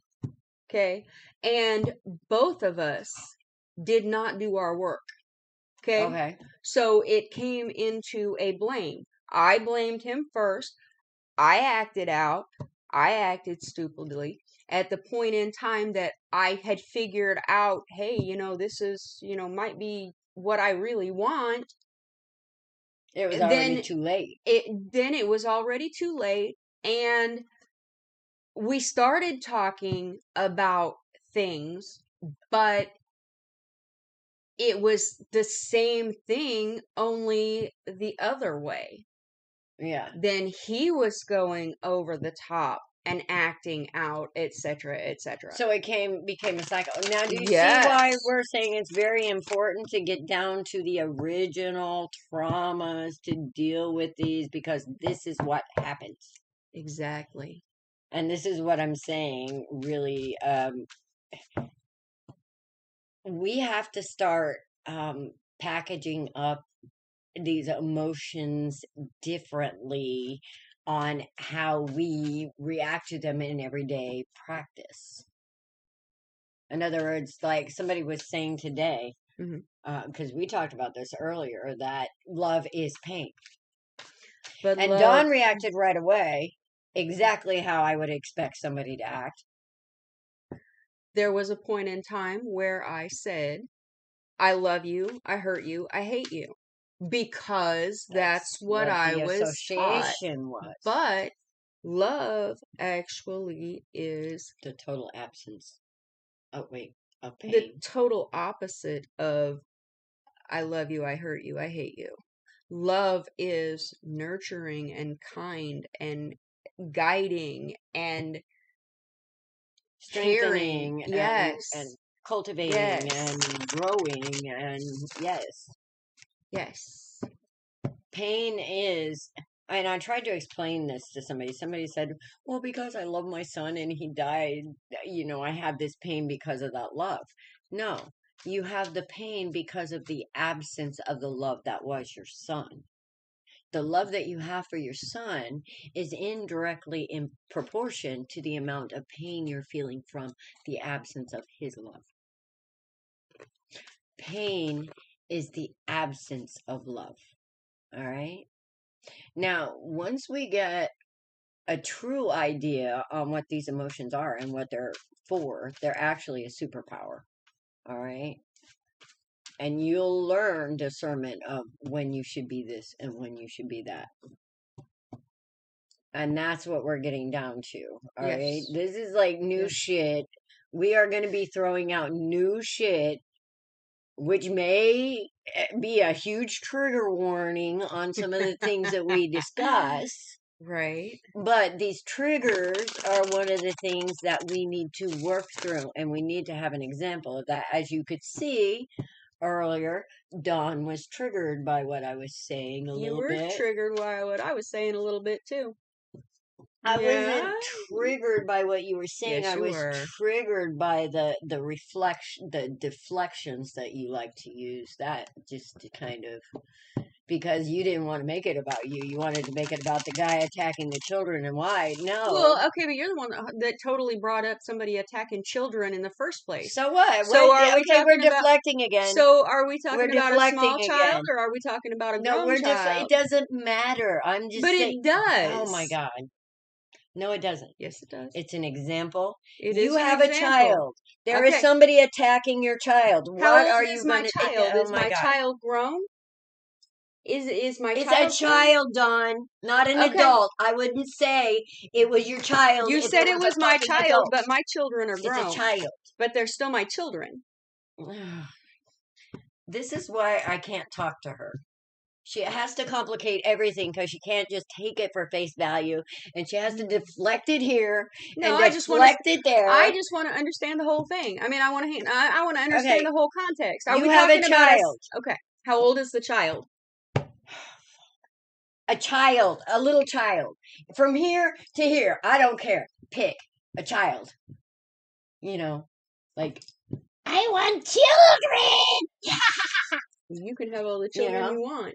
A child. Okay. This is not hard. Look, I handled things with my children differently as they grew. Okay? Okay. So, when you talk about a child, my children are fully grown adults. Then they're not a child. They are still my children. I gave birth to them. You make everything so fucking complicated. Why do you do this? Why don't you just tell me the age of the child you're trying to talk to me about?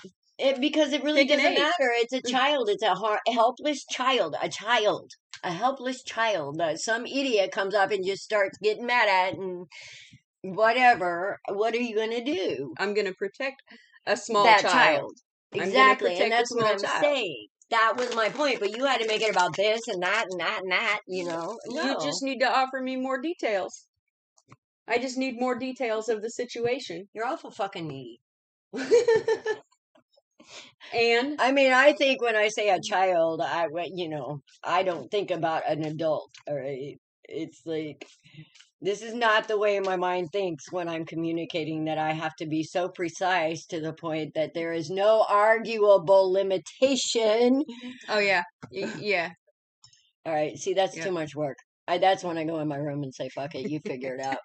You're too hard to deal with. If we love ourselves, we'll let go of toxic relationships sooner or later, even if we may not be with someone else. The point is to value oneself. Not true, Selma. If your child is 50, would you still protect them if needed? No, because if my child, I don't care if my child is 14, if they're a little bit, ask my daughter. This actually happened. A group of kids got pissed at her because she could be a little bitch, right? And they all wanted to gang up on her. So I drove her over to where all these kids were. And I said, okay, this is where you learn that you are responsible for yourself. This is where you learn. She was 14 years old. We lived in Northeast Kansas City. That is inner city. It is not a fun place. These kids,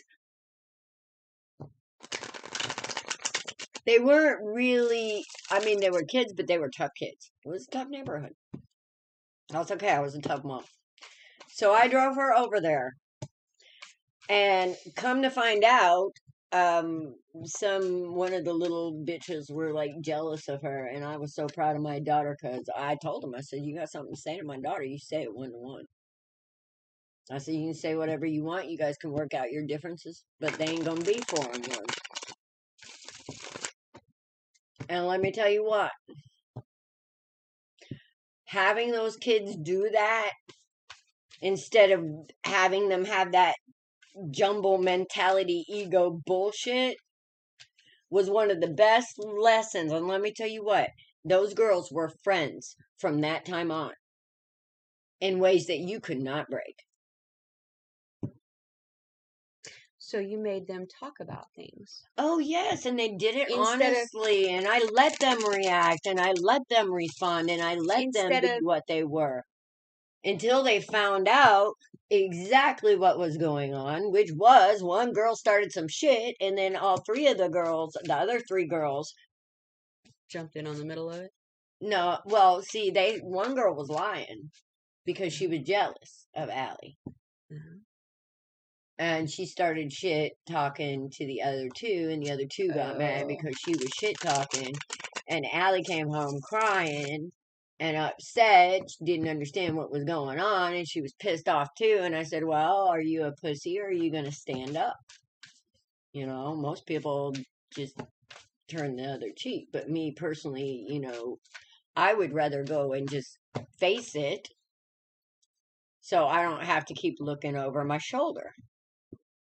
Yeah, we belly laugh a lot. It's like one of our missions. You guys are gonna have to forgive me because I have a sense of humor that's kind of like a cross between George Carlin, who was a genius, by the way. So if you ever read any of my posts and you say, God, that sounds crazy, put a little George Carlin in there, you might have a different look at it. And Irma Bombeck, which a lot of you might not even remember her, but she wrote an amazing book called If Life is a Bowl of Cherries, Why Am I Stuck in the Pits? I mean, she also was a newspaper. Chicken Soup for the Soul, I think. Was that her? I don't know. But she also ran a newspaper advice column. Yeah, like Dear Abby. Yeah. Well, they probably don't know who Dear Abby is because Irma Bombeck and Dear Abby actually were sisters. Yeah. Yep. So, anyway. But it works for me. I call my alter ego Captain Obvious. I mean, things that are obvious to me and seem easy to me are simple. But people have become so complicated that simple is something that they no longer understand. And complication, if it's complicated, it's ego. I'll tell you that right now. Love is simple. Truth is simple. And that's the truth. But, yeah, our actions make it complicated. Well, our actions, actually, there's more truth in our actions than there is our words sometimes. And we have to get our words matching our actions. Because I even said a lot of times, and I look back, it's like, you know, we tell all these people release and heal, but nobody gave us instructions on how to do that. I haven't fully accomplished it yet, so I'm going to quit telling people to do that, and I'm just going to say honor. Honor and understand. You're right. But once you honor it, once you honor it and understand it, then you can let it go and heal. But see, we always say release and heal, heal, but we don't I think I even started changing that because you have to feel the emotions before you have to feel them and understand where they're coming from before you can ever begin to let them go. I don't think you really have to feel them to understand them. I think there comes a point when you can look at it as a disinterested third party. That's when you've done healing. Right. That's when you've done healing. But when you're first starting in it and you realize what's triggering you, all right, Alex, it takes you right back down to that time when you were a child, when you first had those feelings. Well, it can. And it's okay because that child is the one that needs healed and loved. So that's the child we need to deal with honestly anyway. And that's the one we have to allow its space to be that brat. Right. Even if it is for long enough to, you know. Right. But we have to understand that they are able to be triggered first. And that comes from honest conversations before you get into it. No way, man. Yeah, that's why I was hiding in my basement for 7 years. And I even told the person who pulled me out of my basement that I wasn't healed yet and I was going to hurt him. And he used all that shit against me. And he was like, okay. Mm-hmm. Mm-hmm. Well, I didn't say that you were allowed to hurt me.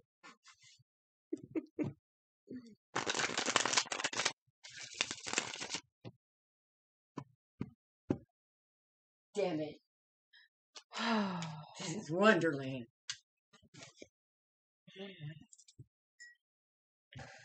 But I'm numb regarding my childhood. See, now I've gotten to where I look back on a lot of things that I've done out of, you know, the shit. If I would have known better, I would have done better, but I didn't know better because I didn't know what the fuck I was doing.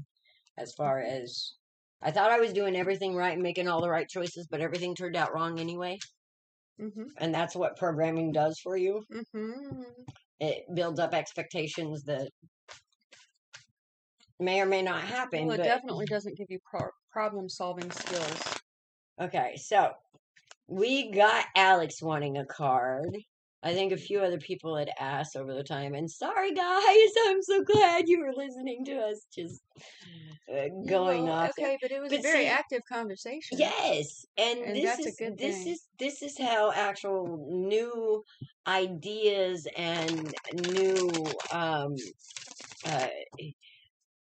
especially since the whole conversation. New frontiers get. Yes, especially since the whole conversation, this whole 2 hours, has been about healing and recognizing trauma responses, etc. And not only recognizing them in yourself, but also recognizing them in somebody else. Because I did not recognize a trauma response.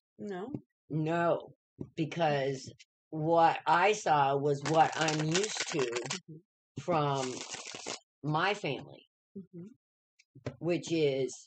Well, that's the ones that when you start looking at yourself, that's the ones that you're able to pick them out, and you're able to pick them out quickly. However, there are so many other traumas that cause different responses, like anxiety is a trauma response, and promiscuity is a trauma response, and anger is a trauma response, and lack of communication is a trauma response, and the list goes on and on. What happened to you, Alex? Did you change your mind on something, honey? Did you overcome some kind of confusion? Did Dawn help you out? Because I'm seeing some good shit coming. Good. We like good shit coming. We got the 6 of Wands. We got the 7 of Cups, which is victory over some kind of confusion or options. Making a decision, basically. The Empress and the 9 of Pentacles both together, which is manifesting. Okay. Let's see what you're manifesting, though. 10 of Pentacles. Oh, shit. Ooh. Thank you. And you're welcome. Why are you putting those cards out on the table? I didn't do that. Stop it, Alice. I didn't do that. See, she's blaming me. All right. Change the attitude. Oh, shit. Okay. That's fine. That's fine. That makes me feel better. Okay. It does. Okay, that was the 5 of Pentacles, which is the bane of my existence right there. I hate the 5 of Pentacles energy. Even though... See, I don't necessarily look at the 5 of Pentacles energy as bad, because I get it kind of as the Hermit. Well, no, if for some reason through life you tend to be different, that 5 of Pentacles becomes your life, because that's what people do to you. See, I look at it as an opportunity to look within yourself and to be able to... Yeah, but some people in the 5 of Pentacles energy, they have no other thing to look at but themselves. You understand what I'm saying? They are literally out in the cold and ostracized, misunderstood, they have themselves to build on. Now, these kind of people actually tend to be the ones with different viewpoints. So this is why the 5 of Pentacles is the bane of my existence, literally. I was one of those kids that, I don't know, everybody hated. You were a 5 of Pentacles?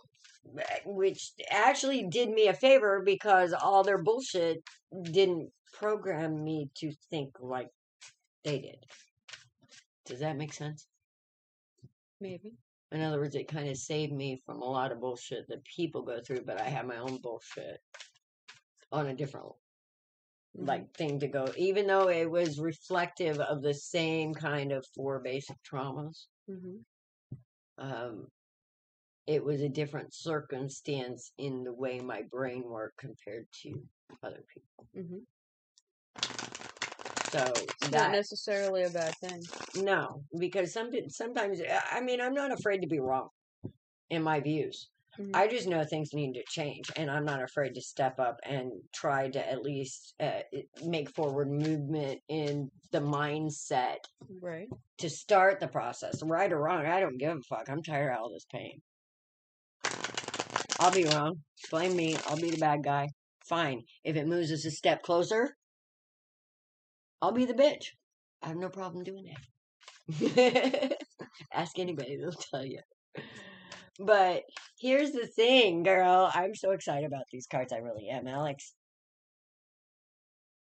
The High Priestess is here. It looks like you are moving away from this energy. I mean, understanding starting to see what was unseen about, I don't know. This energy kind of makes you want to work harder to be accepted, I guess. Sometimes you let your boundaries down a little more just so you don't have to. Yeah, that would be the person who's always on the outside trying to be on the inside and doing whatever they can. And even if they're on the inside, they still feel like they're on the outside, like they have to work harder than others to be accepted. And this is not a good. I mean, this is the kind of people that buy things for people to instead of true love, you know. And that's not a good thing. You're awesome. There are all kinds of things to love about humans, the truth that's within us. Yes, Yida, you would be a 5 of Pentacles too, but that's okay. And that's why you and I understand each other, because we had different experiences, but kind of the same effects, I'd say.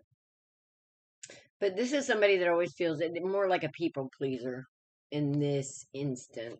And it feels like that there's a little secret that this High Priestess might have given you to help you move out of that energy.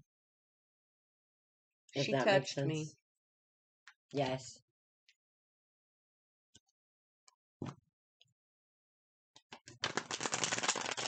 Yeehaw, baby. That's the fastest knight, or one of the fastest, actually, the the Knight of Swords, which, this one's kind of passionate and ready to take on the world.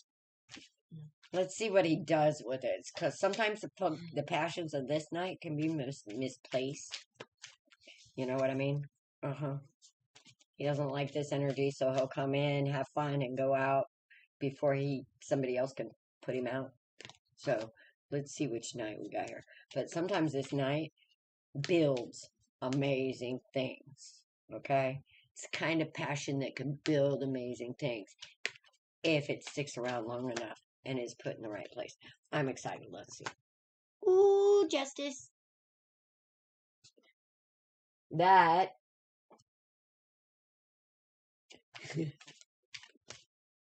and the Queen of Wands. That's creativity.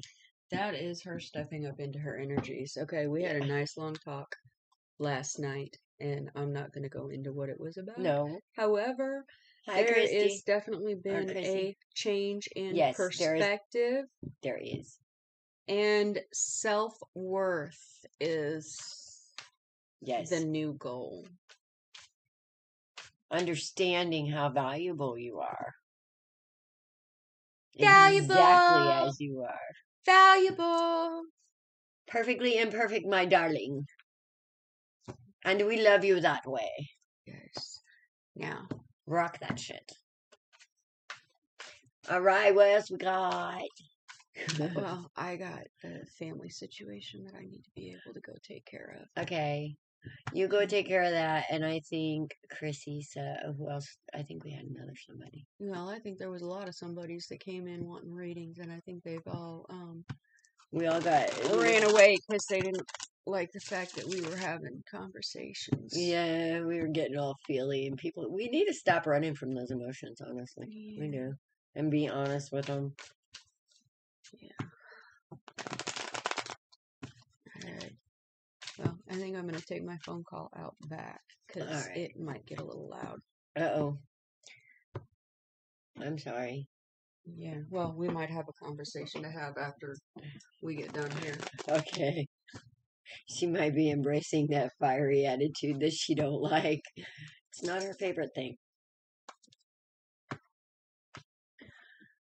Let me just say, when it comes to the kids, when they're fucking up, I'm still a mom. Yeah, even though they're grown. Here's the way I look at it. Everybody's my kid. Welcome, Chrissy. I'm glad it's your first time. Hopefully go back and watch our other videos. Yeah, we had some a little antics. intense. It was a candle energy healing, and we were talking about healing. We were. And perspectives on emotions and pain and how we handle them and how we react to them and how maybe we can change the perception of certain things. But I don't know. It's an uphill battle. I've tried to change perceptions before, and trust me, I've been demonized. And that's okay.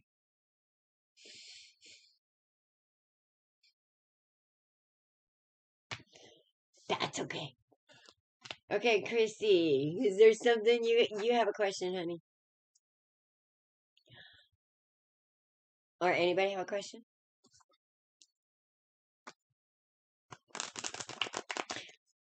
Oh, and Salma, there was something I wanted to ask you. I'll ask you later, though. I'll text you. General? Okay. Chrissy.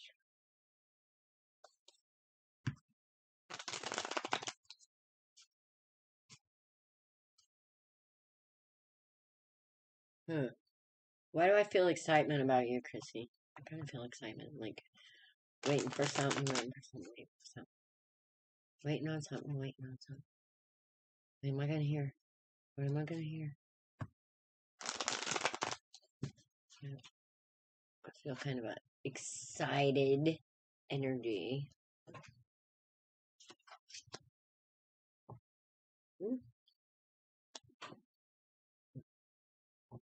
What is going on with these cards?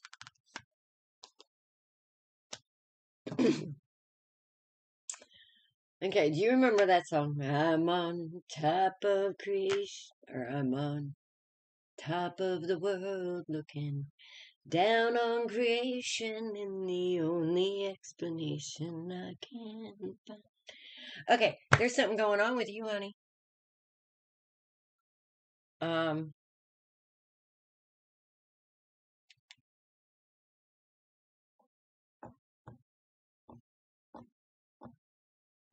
Okay. First off, Empress energy. It is no doubt why you're here at all.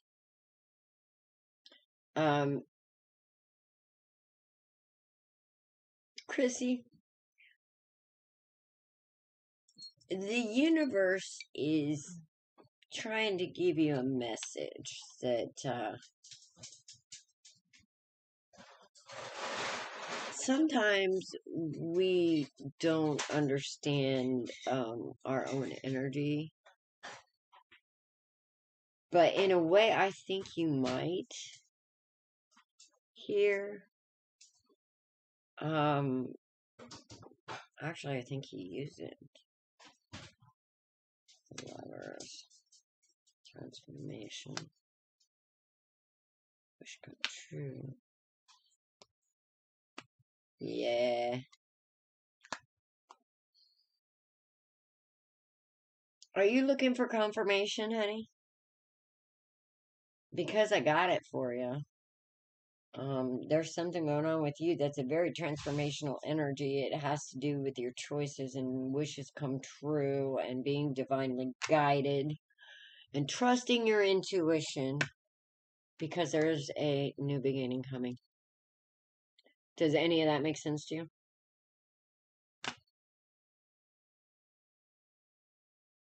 Because with all this manifestation and the Nine of Pentacles and the Empress right here back to back, either that or, I mean, you might even be a reader yourself or psychic medium type thing. And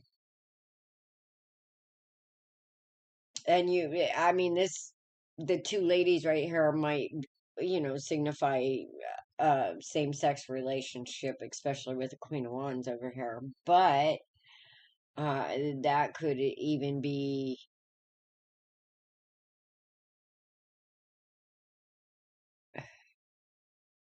huh? Actually, that might be you manifesting from that Empress energy and building from your passions. You're here to change something. Okay, you're freaking amazing. You're another freaking amazing energy showing up in my room. And I'm going to tell you that Spirit's knocking on your door and you're questioning a few things here that you don't need to question. Yes, you are.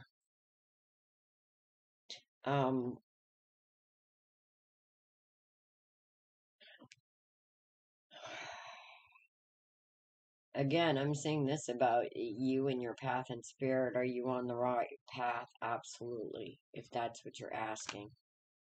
Fucking High Priestess is here too. Dude, who are you? Alright, fess up. Come on. What you hiding?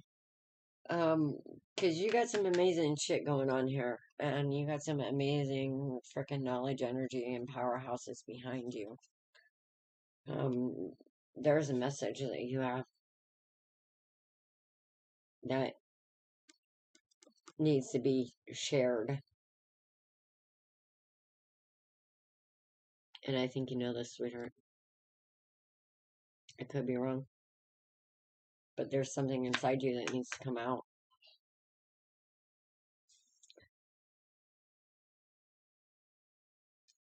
You're confused about you?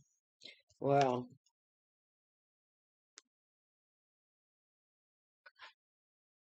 I don't see the Nine of Wands here. So I'm not feeling that you're confused possibly because of emotional swings. I think, are you confused because of, yes. Oh no.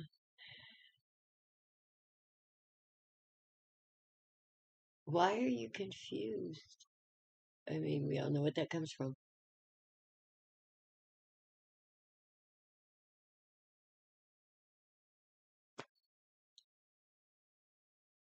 But I don't know.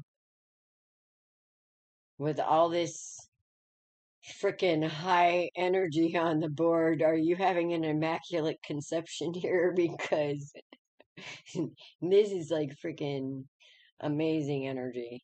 Now, I am not seeing anything about a child here. Oh, now I am. Well, shit.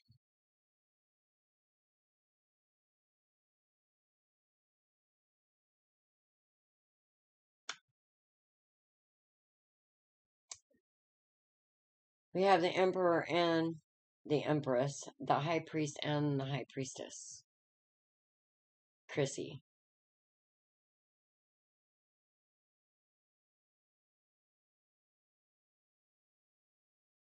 So, I don't know what kind of amazing magic is going on here. But you have the world, the Queen of Wands. I mean, it's literally like,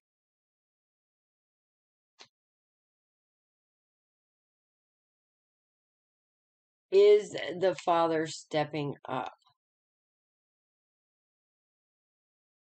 Or are you doing this alone?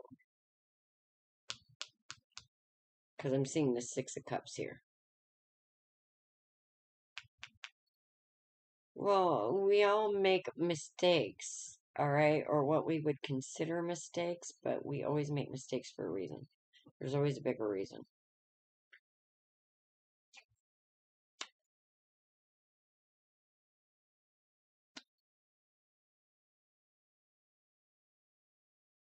Have you heard from the Father?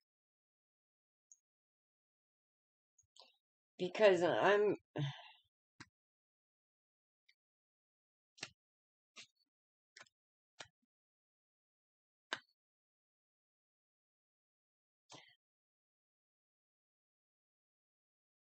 he does what he needs to do.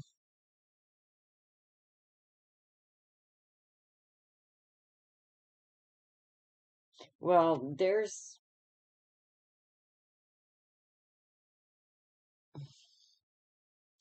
okay.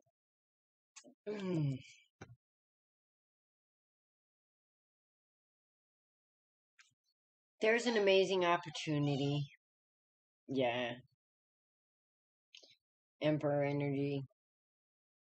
This is actually kind of a matching pair as far as energy goes, but if it's an unhealed emperor, he could be pretty destructive.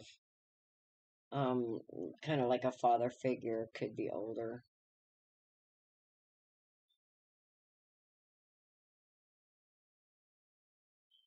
But there's something about a message. There's something about a message that's going to allow you to stand up for yourself about something that's been a burden. Are you waiting to hear some news? Because I think you're going to get some truth here pretty soon. Yeah, Chrissy, you're Empress energy. No wonder you're confused, honey. But you're going to be able to walk away from something that seems to be a burden. You're going to be able to make a choice.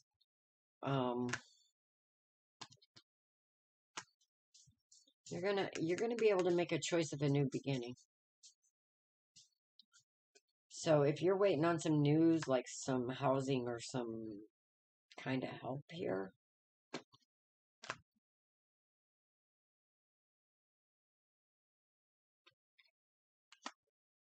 yeah, I'm feeling like it's gonna come in, so you need to not worry.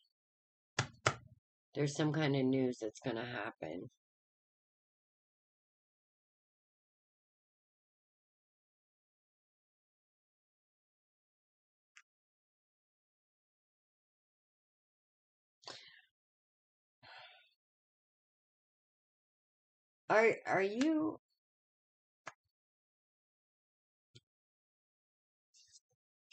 Are you thinking about changing the circumstance a little bit, Chrissy? Are you in the midst of making a choice, maybe, about...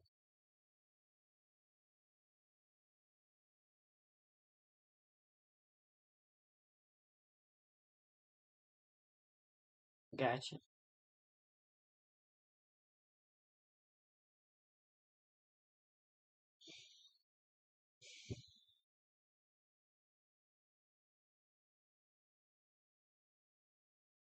Because,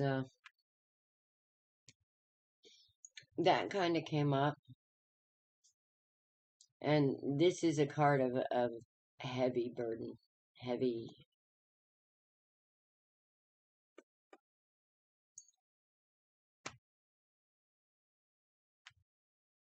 That's almost like a dark night of the soul energy.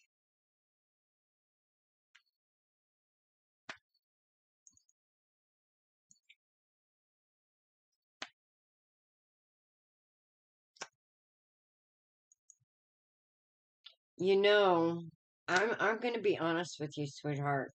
Either way you go in the situation, there's bound to be some regrets. What you need to do is weigh which ones you are willing to pay the price on. If you know what I mean. Because either way, with this mindset, it might be a problem With another mindset, it would be a very big blessing. Almost a dream come true, a wish come true. And with this Empress energy here, you'd really be good at being mom if you're not already. But, like I said, that comes with certain sets of responsibilities, and either way it does. But that's why the high priest and the high priestess, and you know, a lot of people like to make a big deal, and I'm not going to do it.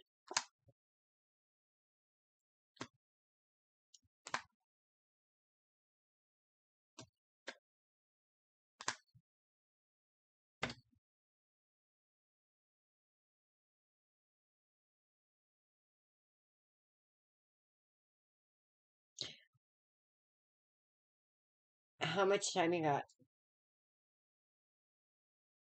Because I'd actually like to talk to you in private, Chrissy, if that's okay. Would you mind getting in touch with me in private? Maybe on Facebook?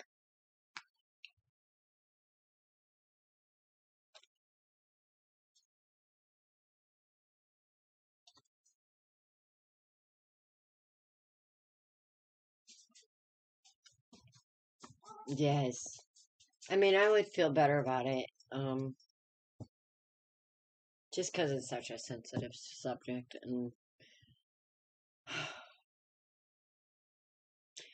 I am going to send you all the strength and love that I can for somebody in your position.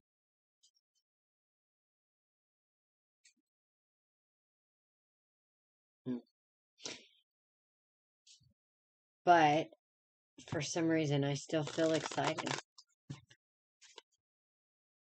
So otherwise, I want to look at something though. Okay, I can't make this up. There's the Empress again. First card out, lady. First card out. There's the Empress again. Yeah, we need to talk about that. Yep. I want to give you a private, sweetheart, if that's okay. And we'll get Dawn in on it. Usually we do what we call the double whammy, and it's kind of like an either or. If you embrace this energy and this mindset, then this is gonna happen. But there's only one of me. I can still do it either or, trust me. I just have to do the good cop, bad cop all by myself. And I can do that. Now I'm telling you all my secrets. Oh my God. So, I've been watching a lot of different readers on YouTube lately just to check out what's going on out there. I don't know. I'm confused because I'll tell you what, when I watch my sign, depending on what reader it is, I don't need to watch soap operas because some of those cancers out there, holy shit. I am so happy I'm not them. But it's entertaining. It's like, oof. And then it has to do with black magic, and I always laugh at those dumbasses. It's like, here, you want a piece of hair? Go ahead. Do black magic on me. Go ahead. Here. It's stupid. Okay, guys. So the good news is that I'm going to end this evening with is this Four of Wands energy, which is all about building solid foundations. And one of the ways that we build those solid foundations is to understand, number one, why you're building. What and why. Okay. That's kind of, there's 4 pillars there. Honesty, integrity, blah, blah, blah. You know, whatever. to build solid foundations on. And that's the last card. The first card is Justice. And this is removing, I mean, Justice is karma, basically. That's either removing or giving you the ability and the building blocks to start what you need to start because you're doing the right things and have been, and you're getting positive karma to keep on your path, or have the negative karma, which is going to stop you in your tracks. All right, depends on what you have built. This energy is running rampant right now. I mean, it's like Spirit ain't playing. No. And the ones who have been downtrodden, you're gonna get that biblical saying of, I'll set a table before you in the presence of your enemies. That's the times we're in now.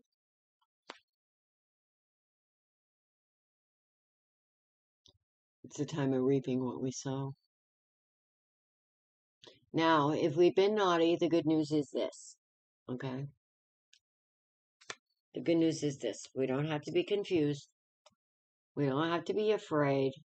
We don't have to worry about the things that are in these cups, okay? We already know what's in those cups. There's 7 of them. We want to make sure we pick the right one, right? But what if we don't? What if we don't? It's karma. That's balancing karma. It's not the end of the world. It's just picking the wrong cup. Understand? If you pick the right cup, karma's blessing you.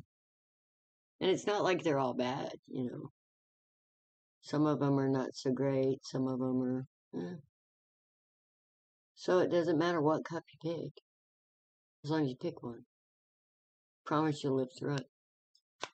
And once we stop being afraid of making those choices out of confusion or seeing everything as options instead of experiences, once we start flipping our mindsets to embracing life instead of shunning it or being afraid of it, that's when we start building the reality that we want. And that's what we're working on, guys. Anyway, sorry we ended up chatting most of the night, but I'm kind of not sorry. And that's one of the magic that Donna and I have always had with our ability to communicate, even through high tense discussions.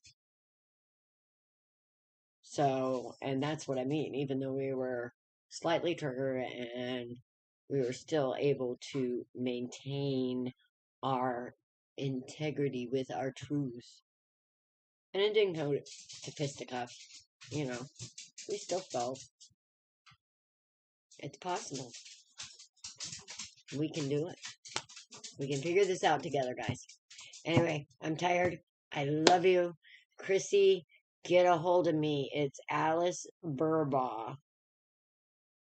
Or you can go to Authentically Alice, the business page on Facebook too. I check that at least once a day. I hate electronics, so lately I've been kind of studying and spending more time on them. I got this really bad case of computer ass that makes me walk like an old lady. Quit laughing at me. It just makes me have to get up and start doing this stuff, So, or get out and start hiking, one or the other. Get out in nature. Mm-hmm. All the stuff that I was doing suddenly just got ixnayed and everything pulled out from under me, so. Anyway, guys, we're going to say good night. Have a good night. Good night. The candles are going to stay burning. Yes. And until we go to sleep, because we blow them out when we go to sleep. And then light them in the morning. And then we'll light them again in the morning. But we love you. You guys, all the best to you. And remember to claim health. All right? Don't claim sickness. Don't say, I've got this, I got this, I got this, I get this. Claim health. All right? When you start claiming illnesses, it gives them more power over your ability to heal. So we can be aware of it, but claim health. Start speaking health. Start speaking healing. Start speaking truth. Start speaking love. Just start speaking. Okay? We love you. Blessed be blessed, and namaste. We love you too, Yida. You guys have a great night.